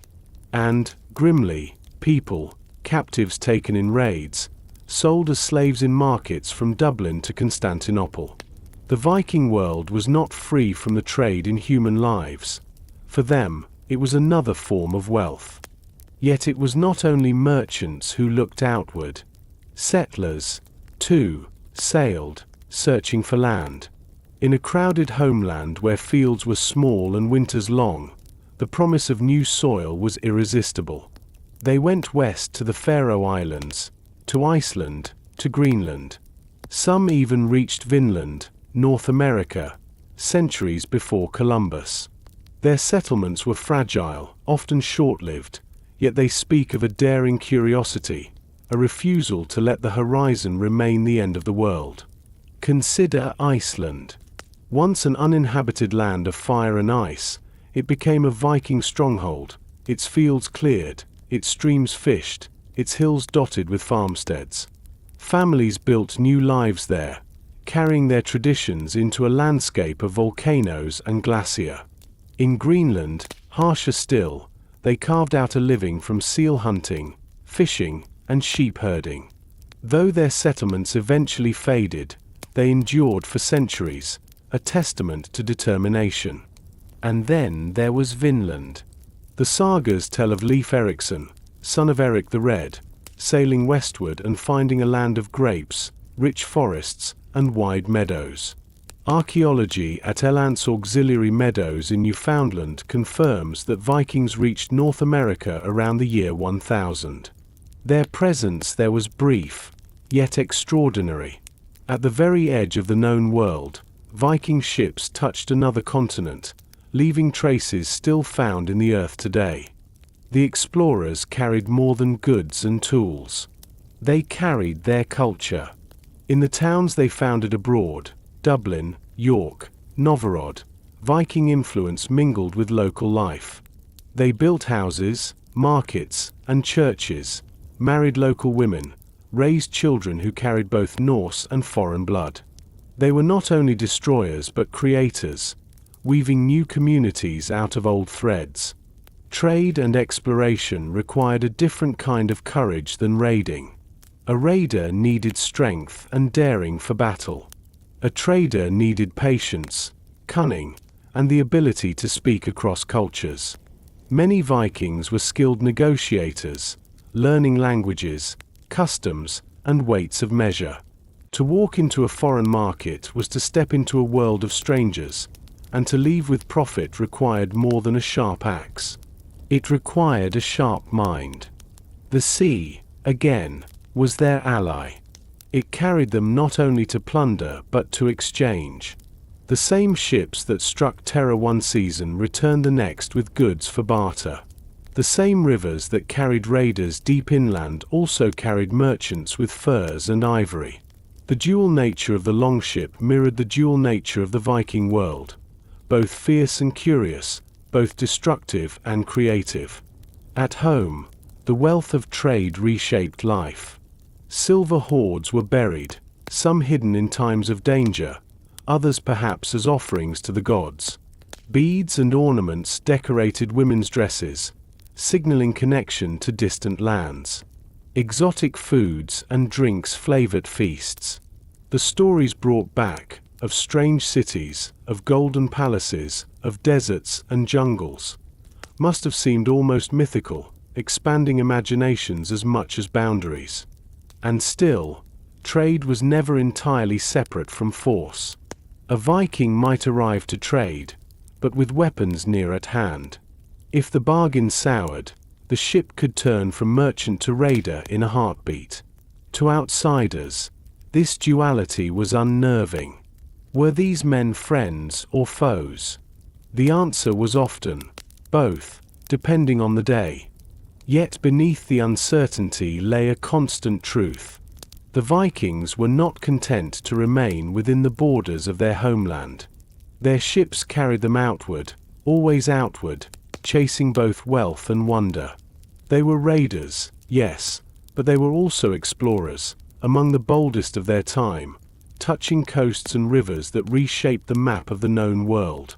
So when we think of the Vikings, let us not see only the clash of battle, but also the quiet moment in a market. A Norseman handing over amber in exchange for silk. A woman running her fingers across glass beads glowing in the firelight. A boy hearing his father speak of Constantinople, its walls higher than mountains, its streets gleaming with gold. For in these exchanges, as much as in raids, the Vikings left their mark. Night falls again on the sea. A ship rocks gently at anchor, its hold filled not with plunder but with goods from distant lands. On shore, villagers gather to see what has been brought home. The smell of spices drifts in the air. Silver glints in the firelight. And somewhere, a child dreams of horizons yet unseen. Part 11. Warfare and Warriors. The Vikings are remembered, above all else, as warriors. The very word Viking has become nearly inseparable from images of axes, shields, and ships gliding toward conquest. Yet behind the clamor of steel was more than violence. Warfare in the Viking world was not only about plunder, but about honor, survival, and the bonds of loyalty that bound men together. Their warriors were feared across Europe, but to the Vikings themselves, the path of battle was only one thread in the greater fabric of their lives. Picture a Viking preparing for war. He rises before dawn, the hearth still glowing with embers from the night before. He dresses not in elaborate armor, but in wool and leather, simple yet sturdy. Over his shoulders goes a cloak, pinned with a brooch. At his side hangs an axe, sharpened and heavy, or perhaps a sword, if fortune has favored him with wealth enough to own one. Across his arm rests a round shield, painted with color and pattern, its wooden planks bound with iron. He ties his helmet, plain, conical, and protective. No horns adorn it, those belong only to legend. His gear is not polished for show. It is worn, practical, a companion of daily toil as much as battle. The weapons of the Vikings were tools first, instruments second. The axe, the most common, was as useful for splitting wood as for cleaving armor. Spears, too, were common, simple, effective, easy to craft. Swords, rare and treasured, were symbols of status, often passed down through generations, their blades named, their edges etched with patterns. A sword was not only steel, it was memory, honor, and inheritance. Shields were the true defense. Round, broad, light enough to carry yet strong enough to turn a blow, they were painted with designs that both decorated and intimidated. In the hands of many, shields formed the shield wall, a tactic that turned scattered men into a solid force. Shoulder to shoulder, shields overlapping, spears bristling forward, this wall could withstand charges, arrows, and the chaos of melee. It was not invincible, but it demanded discipline and unity, qualities the Vikings valued as much as bravery. For bravery was essential. To fight without fear was to embody the warrior's code. Death in battle was not failure. It was the gateway to Valhalla, where Odin's chosen feasted until the end of days. To fall with axe in hand was to win honor. To flee was to earn shame. This belief gave Viking warriors a fierce edge. They fought not only for life but for something greater, for glory that outlived them. Among these warriors were the Berserkers, men who fought in a trance-like fury, howling like beasts, their strength said to be unstoppable. Some wore animal skins, channeling the spirit of bear or wolf. Whether their frenzy came from ritual, substance, or sheer will, it terrified enemies and inspired allies. To see a berserker charge was to see a man transformed, heedless of pain, driven by something beyond reason. Legends of them spread quickly, feeding the image of Vikings as untamed and unstoppable. Yet warfare was not only madness. It was strategy. Raids were chosen with care, unprotected monasteries, rich towns, weak defenses. Surprise was the greatest weapon. Longships allowed sudden strikes far inland, their shallow drafts carrying men up rivers where no army expected them. Battles were swift, meant to seize wealth and retreat before larger forces could respond. But when larger conflicts came, the Vikings showed discipline. Shield walls clashed, lines held or broke, and leaders proved their worth not by command alone, but by fighting at the front. Leadership in battle was earned by deeds. A jarl or chieftain could not remain behind. His men expected him to stand beside them, to strike with his own axe, to share risk as well as reward. Loyalty was built in blood and gift, the promise that victory meant silver, land, or fame shared among all. To follow a leader was to trust not only his strength but his generosity. Even beyond raiding, warfare was constant. Feuds between families, rivalries between jarls, and struggles for kingship turned blades inward as often as outward. A man's honor was fragile, and insult could ignite violence. The law sought balance through fines and settlements, but when that failed, battles followed. In such fights, courage and loyalty were tested as much as in raids abroad. But not all were fighters. Most Vikings were farmers, fishers, and craftsmen. They picked up weapons when called, then returned to their fields. War was part of life, but not the whole of it. Yet the identity of the warrior held power. Songs were sung of those who fought bravely, sagas told of their deeds. Children grew up hearing of heroes whose axes carved new futures, whose names echoed long after their deaths. Warfare also wove itself into ritual. Before battle, sacrifices were made, asking Odin for wisdom, Thor for strength, Freya for luck. Runes might be carved onto weapons, charms whispered over shields. Afterward, the fallen were honored, buried with arms, their passage to the afterlife secured by ritual and memory. Victory was celebrated with feasts, defeat endured with grim acceptance. Through it all, battle remained sacred, tied not only to survival but to the larger story of gods and men. To outsiders, Viking warriors seemed like storms, sudden, violent, unstoppable. To themselves, they were part of an ancient rhythm, sowing fields, sailing seas, seizing chances, and meeting fate with courage. Their warfare was both brutal and bound by meaning, both devastating and dignified. Archaeology shows us their legacy: swords buried with care, shields burned on pyres, helmets plain but strong, bones scarred by battle wounds. Each fragment whispers of lives lived with steel in hand, of men who saw war not as cruelty alone but as part of their place in the world. So when we think of Viking warriors, let us see not only the terror of their raids, but also the quiet preparation before dawn, the weight of a shield strapped to an arm, the breath held as ships drew near a hostile shore. Let us see the loyalty between men, the courage to face fate, the hope that honor would outlast death. Night falls once more. A ship rests at anchor, shields hung along its sides, weapons laid close to sleeping hands. The sea murmurs, steady as breath.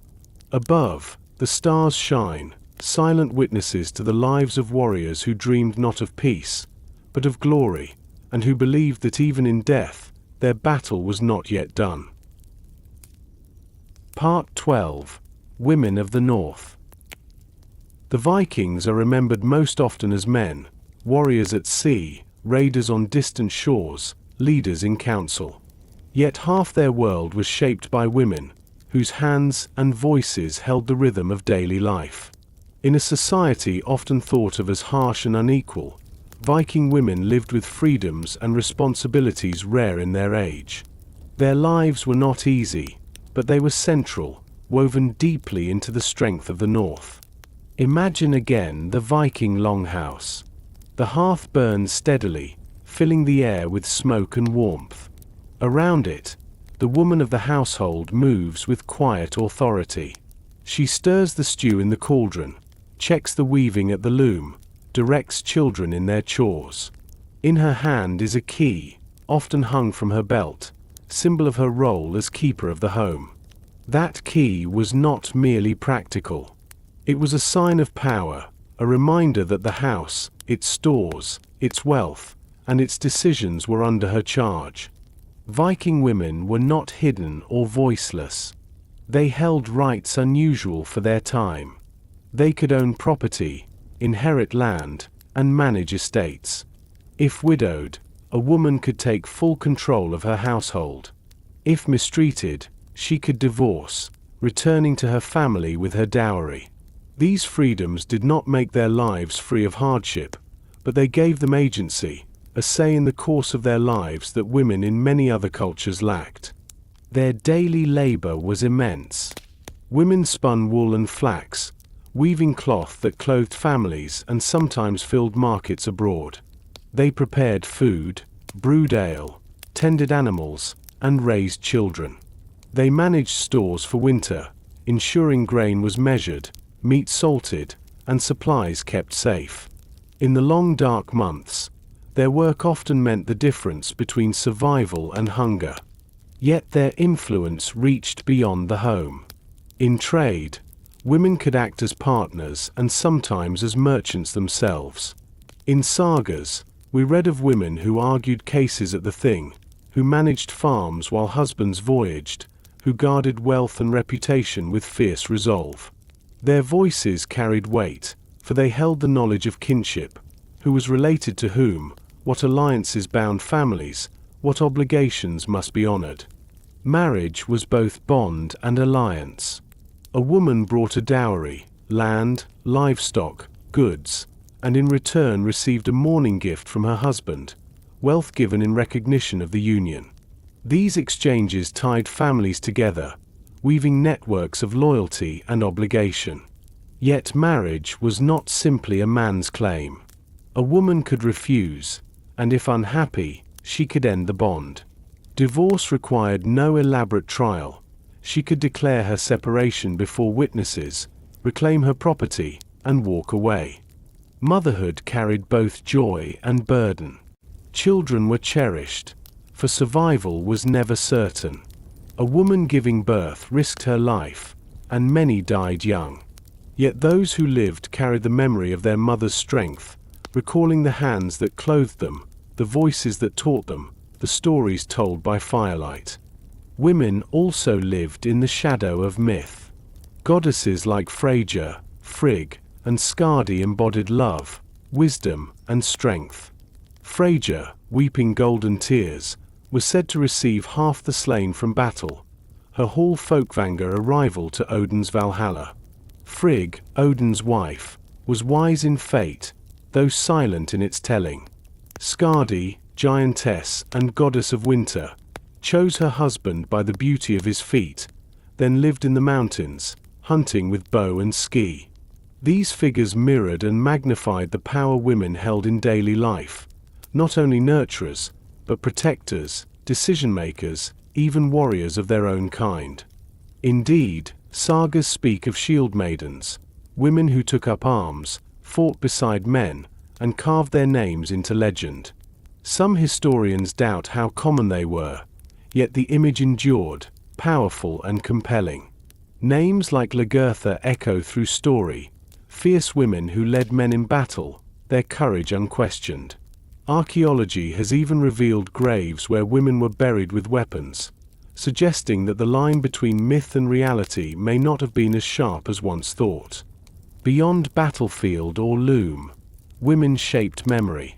They were often the keepers of stories, passing down sagas, teaching children the names of ancestors, keeping alive the lineage that bound families together.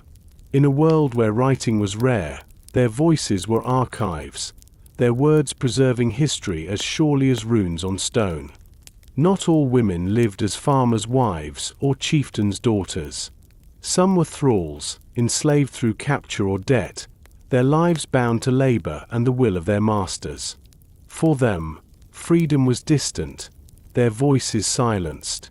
Yet even here, the possibility of change existed. Some thralls gained freedom through service or purchase, entering society with rights restored. The line between slave and free was sharp, yet not immovable. At feasts, women played vital roles. They poured drinks, served food, and sometimes acted as peace weavers, bridging rival families with their presence and words. A woman handing a cup of mead to a guest was more than a servant. She was a symbol of hospitality, of alliance, of respect. The sagas often note these moments, as if to remind us that even in halls of men, women shaped the flow of power with gesture and grace. In religion, too, their presence was strong. Women served as seers, vola, wise women whose visions guided communities. They spoke of fate, performed rituals, and carried staffs that marked their sacred role. Men feared and revered them, for their words were thought to come from the gods themselves. In these moments, women stepped beyond the boundaries of home and into the heart of the sacred. To see Viking women only as wives and mothers is to miss their breadth. They were workers, leaders, traders, storytellers, healers, and sometimes warriors. They endured hardship with resilience, held authority with quiet strength, and wove their influence into every corner of life. So when we think of the North, let us not see only men with axes, but women with keys at their belts, hands on looms, voices carrying sagas into the night. Let us see the goddess Freyja, weeping golden tears, and the farmer's wife, stirring stew while directing her household. Let us see the shield maiden gripping her spear, and the seer whispering of fate. Each carried power, each carried meaning, each was essential. The hearth burns low again. Children drift to sleep under woolen blankets, their mothers' voices fading into dreams. Outside, the sea whispers its endless song. Inside, women of the North rest, knowing that tomorrow their hands and choices will once more shape the life of their people, as surely as any sword or sail. Part 13. The Viking World Abroad. The Vikings began as farmers, fishers, and craftsmen, bound to their fjords and forests. Yet their ships carried them outward, and with each sail that vanished into the horizon, the world of the North spread wider. They were raiders, yes, but also settlers, merchants, and rulers. And wherever they went, they did not remain strangers for long. They mingled, married, built, and shaped new societies that still echo through history. Imagine a ship beaching on the coast of Ireland. Its men step ashore, shields in hand, ready for battle. But return to the same place a generation later, and the picture is different. The longship has become a fishing boat. The warriors' children now herd cattle in green fields. A wooden chapel stands nearby, built by Norse hands. The North has taken root in foreign soil, its sharp edges softened by time. Ireland and the Isles. Ireland was among the first to feel Viking presence. Raids struck monasteries and villages in the late 700s. The shock of sails on the horizon seared into memory. But soon, raids turned into settlements. Norsemen founded towns along the coasts, Dublin, Waterford, Limerick, places that began as bases for raiding but grew into centres of trade. Markets bustled with silver, furs, slaves, and goods carried across seas. The Irish and the Norse intermarried, their cultures blending in speech, style, and blood. By the 10th century, Dublin was a thriving town, half Irish, half Norse, its streets alive with voices from both worlds. In Scotland and the Northern Isles, Norse settlers carved out new lives. Orkney, Shetland, and the Hebrides became Norse strongholds, their culture lasting centuries.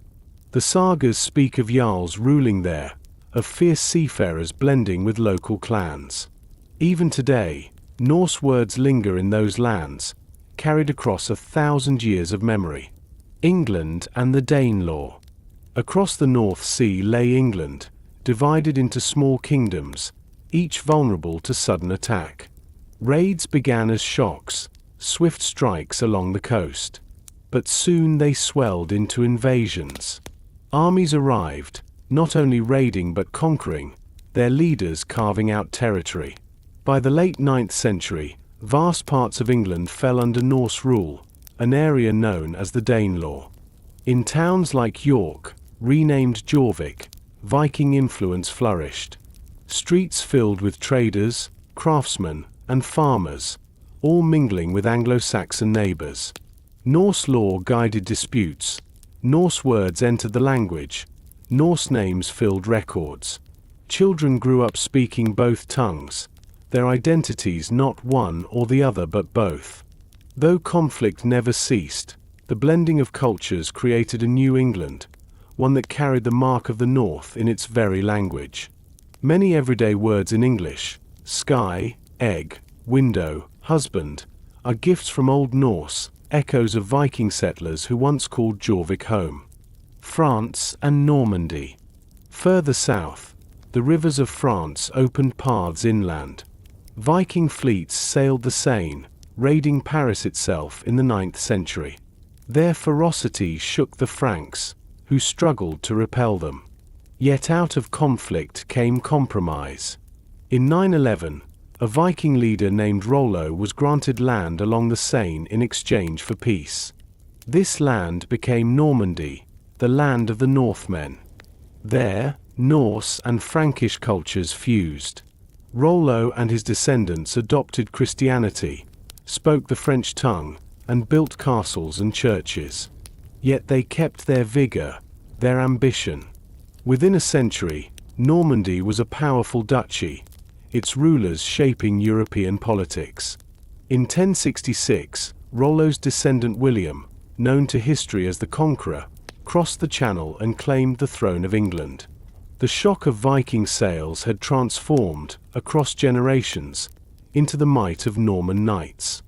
Eastward to Rus. Not all Viking voyages turned west. Many turned east, following the rivers that cut through forests and plains. From the Baltic, their ships entered the rivers of what is now Russia, gliding along waters that linked north to south.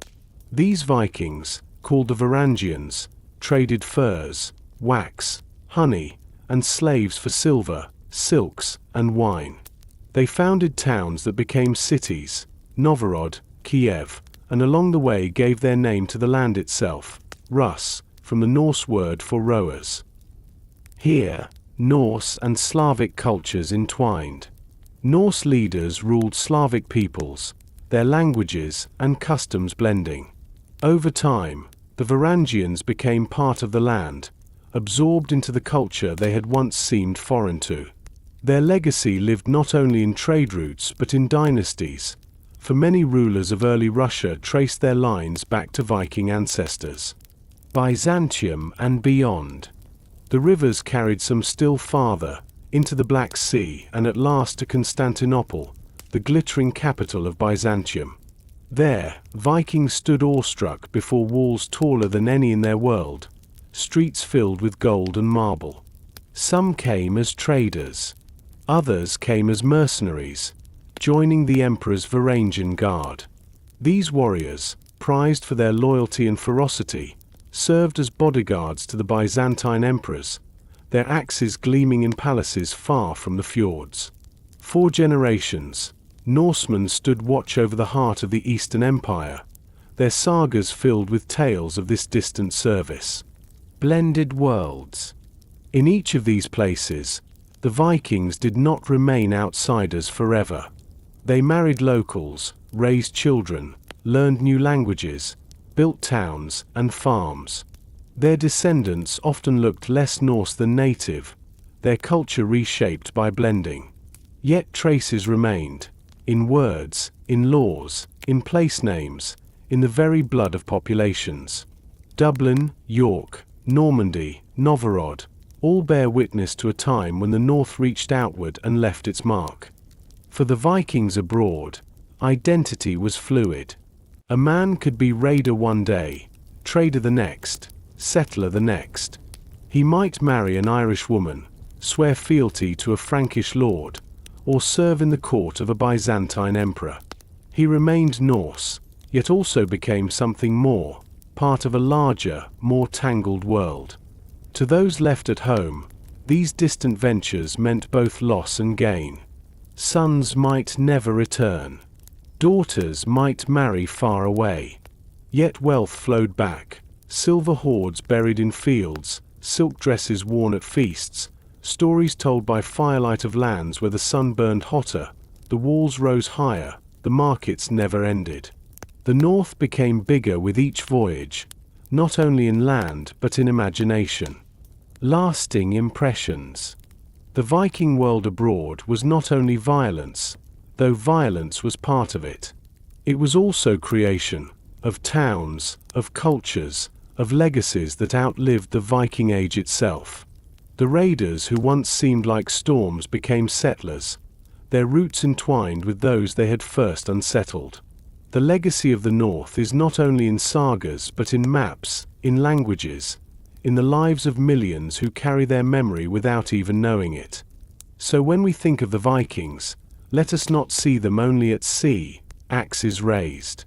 Let us see them in marketplaces of Dublin, in the courts of Kiev, in the guard halls of Constantinople. Let us see them as farmers clearing new fields in Iceland, as children speaking both Norse and English in York, as rulers of Normandy shaping the fate of England. Night falls again. The sails are furled, the ships anchored in foreign waters. Fires burn along riverbanks and coasts, where Norse voices mingle with foreign tongues. The world is no longer only the North.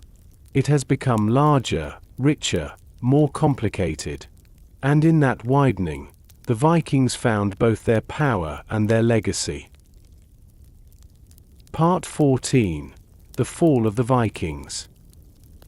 Every age has its twilight. For the Vikings, it did not come all at once, with a final battle or sudden disaster. Instead, it came gradually, like a tide receding, each wave carrying away a little more of the world they had built. The sails that once filled Europe with dread grew fewer. The axes that had once flashed in monasteries grew silent. And little by little, the North was drawn into a new order, one of kings, kingdoms, and a new faith that reshaped their world. Christianity arrives. One of the strongest winds that carried away the old ways was the coming of Christianity. At first, the new religion was an enemy. Its churches burned, its monks scattered before Viking raids. Yet even as they attacked, the Vikings were exposed to its rituals, its wealth, and its strange promise of salvation. Slowly, curiosity replaced hostility. Some converted to gain favor in foreign courts. Others married Christian spouses. Traders saw advantage in adopting the faith of those they dealt with. By the 10th and 11th centuries, Christianity had begun to spread deeply into Scandinavia itself. Kings encouraged it, seeing in the new religion a source of unity and legitimacy. Churches rose where sacred groves once stood. Priests baptized those who once sacrificed at stone altars. Runes gave way to the Latin alphabet, sagas blending with scripture. For many, the old gods lingered in memory, their names still whispered. But the center of life shifted. Odin's halls were replaced by Christ's heaven, Thor's hammer by the cross. The rise of kingdoms. At the same time, the scattered chieftains and jarls of the Viking world began to yield to stronger kings. In Norway, Denmark, and Sweden, rulers consolidated power, pulling independent clans into larger realms. No longer could a man simply gather a ship and strike abroad at will. Raiding gave way to taxation, to armies raised by kings, to authority drawn from law rather than loyalty alone. This centralization brought stability, but also less freedom. The wild energy of the Viking Age, the independence that sent men chasing silver across seas, gave way to the order of monarchy. Jarls bowed to kings, villages bent to kingdoms, and the old rhythm of seasonal raiding weakened under the weight of centralized rule. Europe grows stronger. Beyond Scandinavia, the world itself was changing. The kingdoms of Europe, once fractured and weak, began to grow stronger. In England, Alfred the Great and his successors fought back, uniting lands against Viking invaders. In France, fortified towns and castles made raids less effective. In Ireland, Norse towns became woven into local politics, their Norse identity fading. The shock of sudden raids that once shattered defenses no longer worked against walls and armies that had adapted. The surprise that had carried Viking fleets so far was gone. Their enemies had learned, hardened, and turned their strength against them. The dragon-headed ships were no longer unstoppable. They were met with stone walls, mounted knights, and armies large enough to resist. The end of expansion. Even the spirit of exploration met its limits. Iceland and Greenland were settled, but Greenland remained harsh, fragile, its settlements dwindling over time. Vinland, in North America, proved too distant, too isolated to last. As Europe's defenses grew, the opportunities for easy plunder shrank. The balance shifted. More Vikings stayed home, their lives turning inward, toward farming, trade, and the structures of growing kingdoms. The old gods fade. With these changes, the old gods too began to fade. They were not forgotten overnight. In remote valleys and villages, people still carved Thor's hammer, still whispered of Odin and Freyja, still told tales of Ragnarok by the fire. But Christianity brought new rituals, new stories, new promises. Churches became centers of community. Priests replaced seers. Burial rites shifted from ship graves to churchyards. The sagas were written down by Christian hands, preserving but also reshaping the memory of the past. The very identity of the Vikings changed. They were no longer the feared raiders of the early centuries, but farmers, traders, subjects of kings, worshippers in churches. The age of dragon-proud ships was passing. The age of medieval Scandinavia had begun. A legacy transformed. And yet, even in decline, the Vikings left deep marks. Their descendants in Normandy reshaped Europe with the conquest of England. Their settlements in Dublin and York grew into lasting cities. Their influence in Russia laid foundations for dynasties. Their sagas and myths carried forward, told again and again, surviving even as belief in the gods faded. In the end, the fall of the Vikings was not so much an end as a transformation. They did not vanish. They became something new. The wild freedom of raiding gave way to the order of kingdoms. The faith in Odin yielded to the cross. The Longships pulled onto beaches for the last time gave way to towns, churches, and farms. But the memory remained. Europe never forgot the shock of their raids, the reach of their trade, the courage of their voyages. The world remembered the fire they carried, even as the embers cooled. The last voyage. Picture, then, a final ship setting out from a fjord. Its crew is smaller, its mission less certain. The old songs are still sung, but more quietly now, their echoes fading. As the sail catches wind, the men glance back at the coast, at the church steeple rising above the village, at the king's banner fluttering in the distance. Ahead lies the sea, vast as ever. But the world has changed, and the Viking Age drifts toward its twilight. Night falls on the north. Fires burn in longhouses, bells ring in churches, and the sea whispers its endless song. The age of raids, of sudden terror, of restless voyages, has ended. But the spirit of the Vikings, their daring, their hunger for horizons, lives on in memory, in story, in the very fabric of the lands they touched. Part 15. Legacy of the North. The Viking Age ended centuries ago. The Longships are gone, the raids silenced, the old gods no longer called upon at sacred groves. And yet, the Vikings have never truly disappeared. They linger, in words, in stories, in place names, in the imagination of people across the world.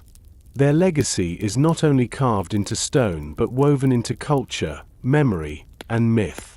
The North may have grown quiet, but the echo of its voices still carries across time. In language and place. The English we speak today carries their presence. Simple words, sky, egg, window, husband, law, are gifts from Old Norse, left behind by settlers in the Danelaw. To speak them is to carry a fragment of Viking life into every sentence. In towns and landscapes, their names endure. York once became Jorvik. Places ending in by or thorpe, like Grimsby, Scunthorpe, are Viking footprints across England. In Ireland, Dublin grew from a Viking settlement by the River Liffey. In France, Normandy still bears the name of the Northmen who claimed it. Across Russia, echoes of the Varangians remain in the very word Rus, the root of Russia itself. In law and custom, the Viking thing, the assembly of free men beneath the sky, has left its trace as well. In Iceland, the All-Thing still exists, one of the oldest parliaments in the world. Its roots stretch back to those open-air gatherings where laws were spoken aloud, disputes settled, and order found among free voices. In this, the Viking sense of community, of law shared rather than imposed, continues to shape the world. In story and sagas. Their sagas, written down centuries after the Viking Age ended, remain treasures of world literature. They tell of warriors and kings, of voyages and feuds, of love and betrayal. They are not only tales of gods and heroes, but of farmers, families, and the harsh beauty of northern life. In them, we hear not only of Thor's hammer and Odin's wisdom, but of the quiet struggles of men and women who lived close to the edge of survival. The sagas remind us that the Vikings were not only legends, but people, complex, flawed, enduring. Their myths, too, survive. Yggdrasil, the great tree. The Norns, weaving fate. The twilight of Ragnarok, when even the gods must fall. These stories have crossed oceans and centuries, finding new life in books, films, and art. The old gods, once worshipped in fear and reverence, now walk the modern imagination as characters, symbols, and archetypes. In this way, the Vikings still speak, their myths reimagined but never forgotten. In imagination. Perhaps no other people of the Middle Ages lived so strongly in imagination as the Vikings. They are painted as fierce raiders, fearless explorers, cunning traders. Horned helmets, though false, have become their symbol in popular culture. Their ships are drawn again and again, their sails catching an eternal wind in our minds. Why? Because they embody something larger than themselves, the human hunger for horizon, the courage to set sail into uncertainty, the defiance of fate itself. In blood and descendants. The Vikings left descendants everywhere they went. In Normandy, their children became French in tongue but Norse in spirit, and through William the Conqueror, reshaped England. In Ireland, their blood mingled with Gaelic families, their names echoing in history. In England, their settlements seeded towns that still stand. In Russia, their Varangian rulers became the first princes of Kiev. In Iceland, their descendants preserved the sagas, giving voice to ancestors long gone. Even today, genetic traces of Viking journeys remain in populations from the British Isles to Greenland. The North spread not only through conquest but through family, through marriage, through generations that blended cultures until the distinction blurred. The quiet memory. But beyond words, places, or blood, the Vikings endure as a feeling. To picture them is to feel the sting of sea spray, the creak of a longship, the warmth of a hearth in a smoky hall, the weight of a sword in hand. It is to imagine a world where gods and men walked close together, where life was short but meaning deep, where every choice seemed tied to fate. Their legacy is not one of endless war, but of resilience, imagination, and daring. They remind us of what it means to live at the edge, of land, of sea, of survival, and to push beyond it anyway. Closing the circle. And so, the Viking Age ends not with silence, but with transformation. The raiders became settlers. The pagans became Christians. The wanderers became kings. Their world changed, as all worlds do, yet their spirit remains, carried forward in story, language, and culture. Picture now a final scene. The sea lies calm, stars bright above. On the shore, a family gathers around a fire. They speak softly of ancestors, of voyages, of gods and kings. Their children listen, eyes wide, the stories entering their dreams. Centuries will pass, but the stories will survive, carried from mouth to mouth, from book to book, from past to present. The fire burns low. The night deepens. And still, the North whispers, in sagas, in place names, in myths reborn. The Vikings are gone, yet never gone. Their sails no longer cut the sea, but their legacy drifts onward, across time, steady as the tide.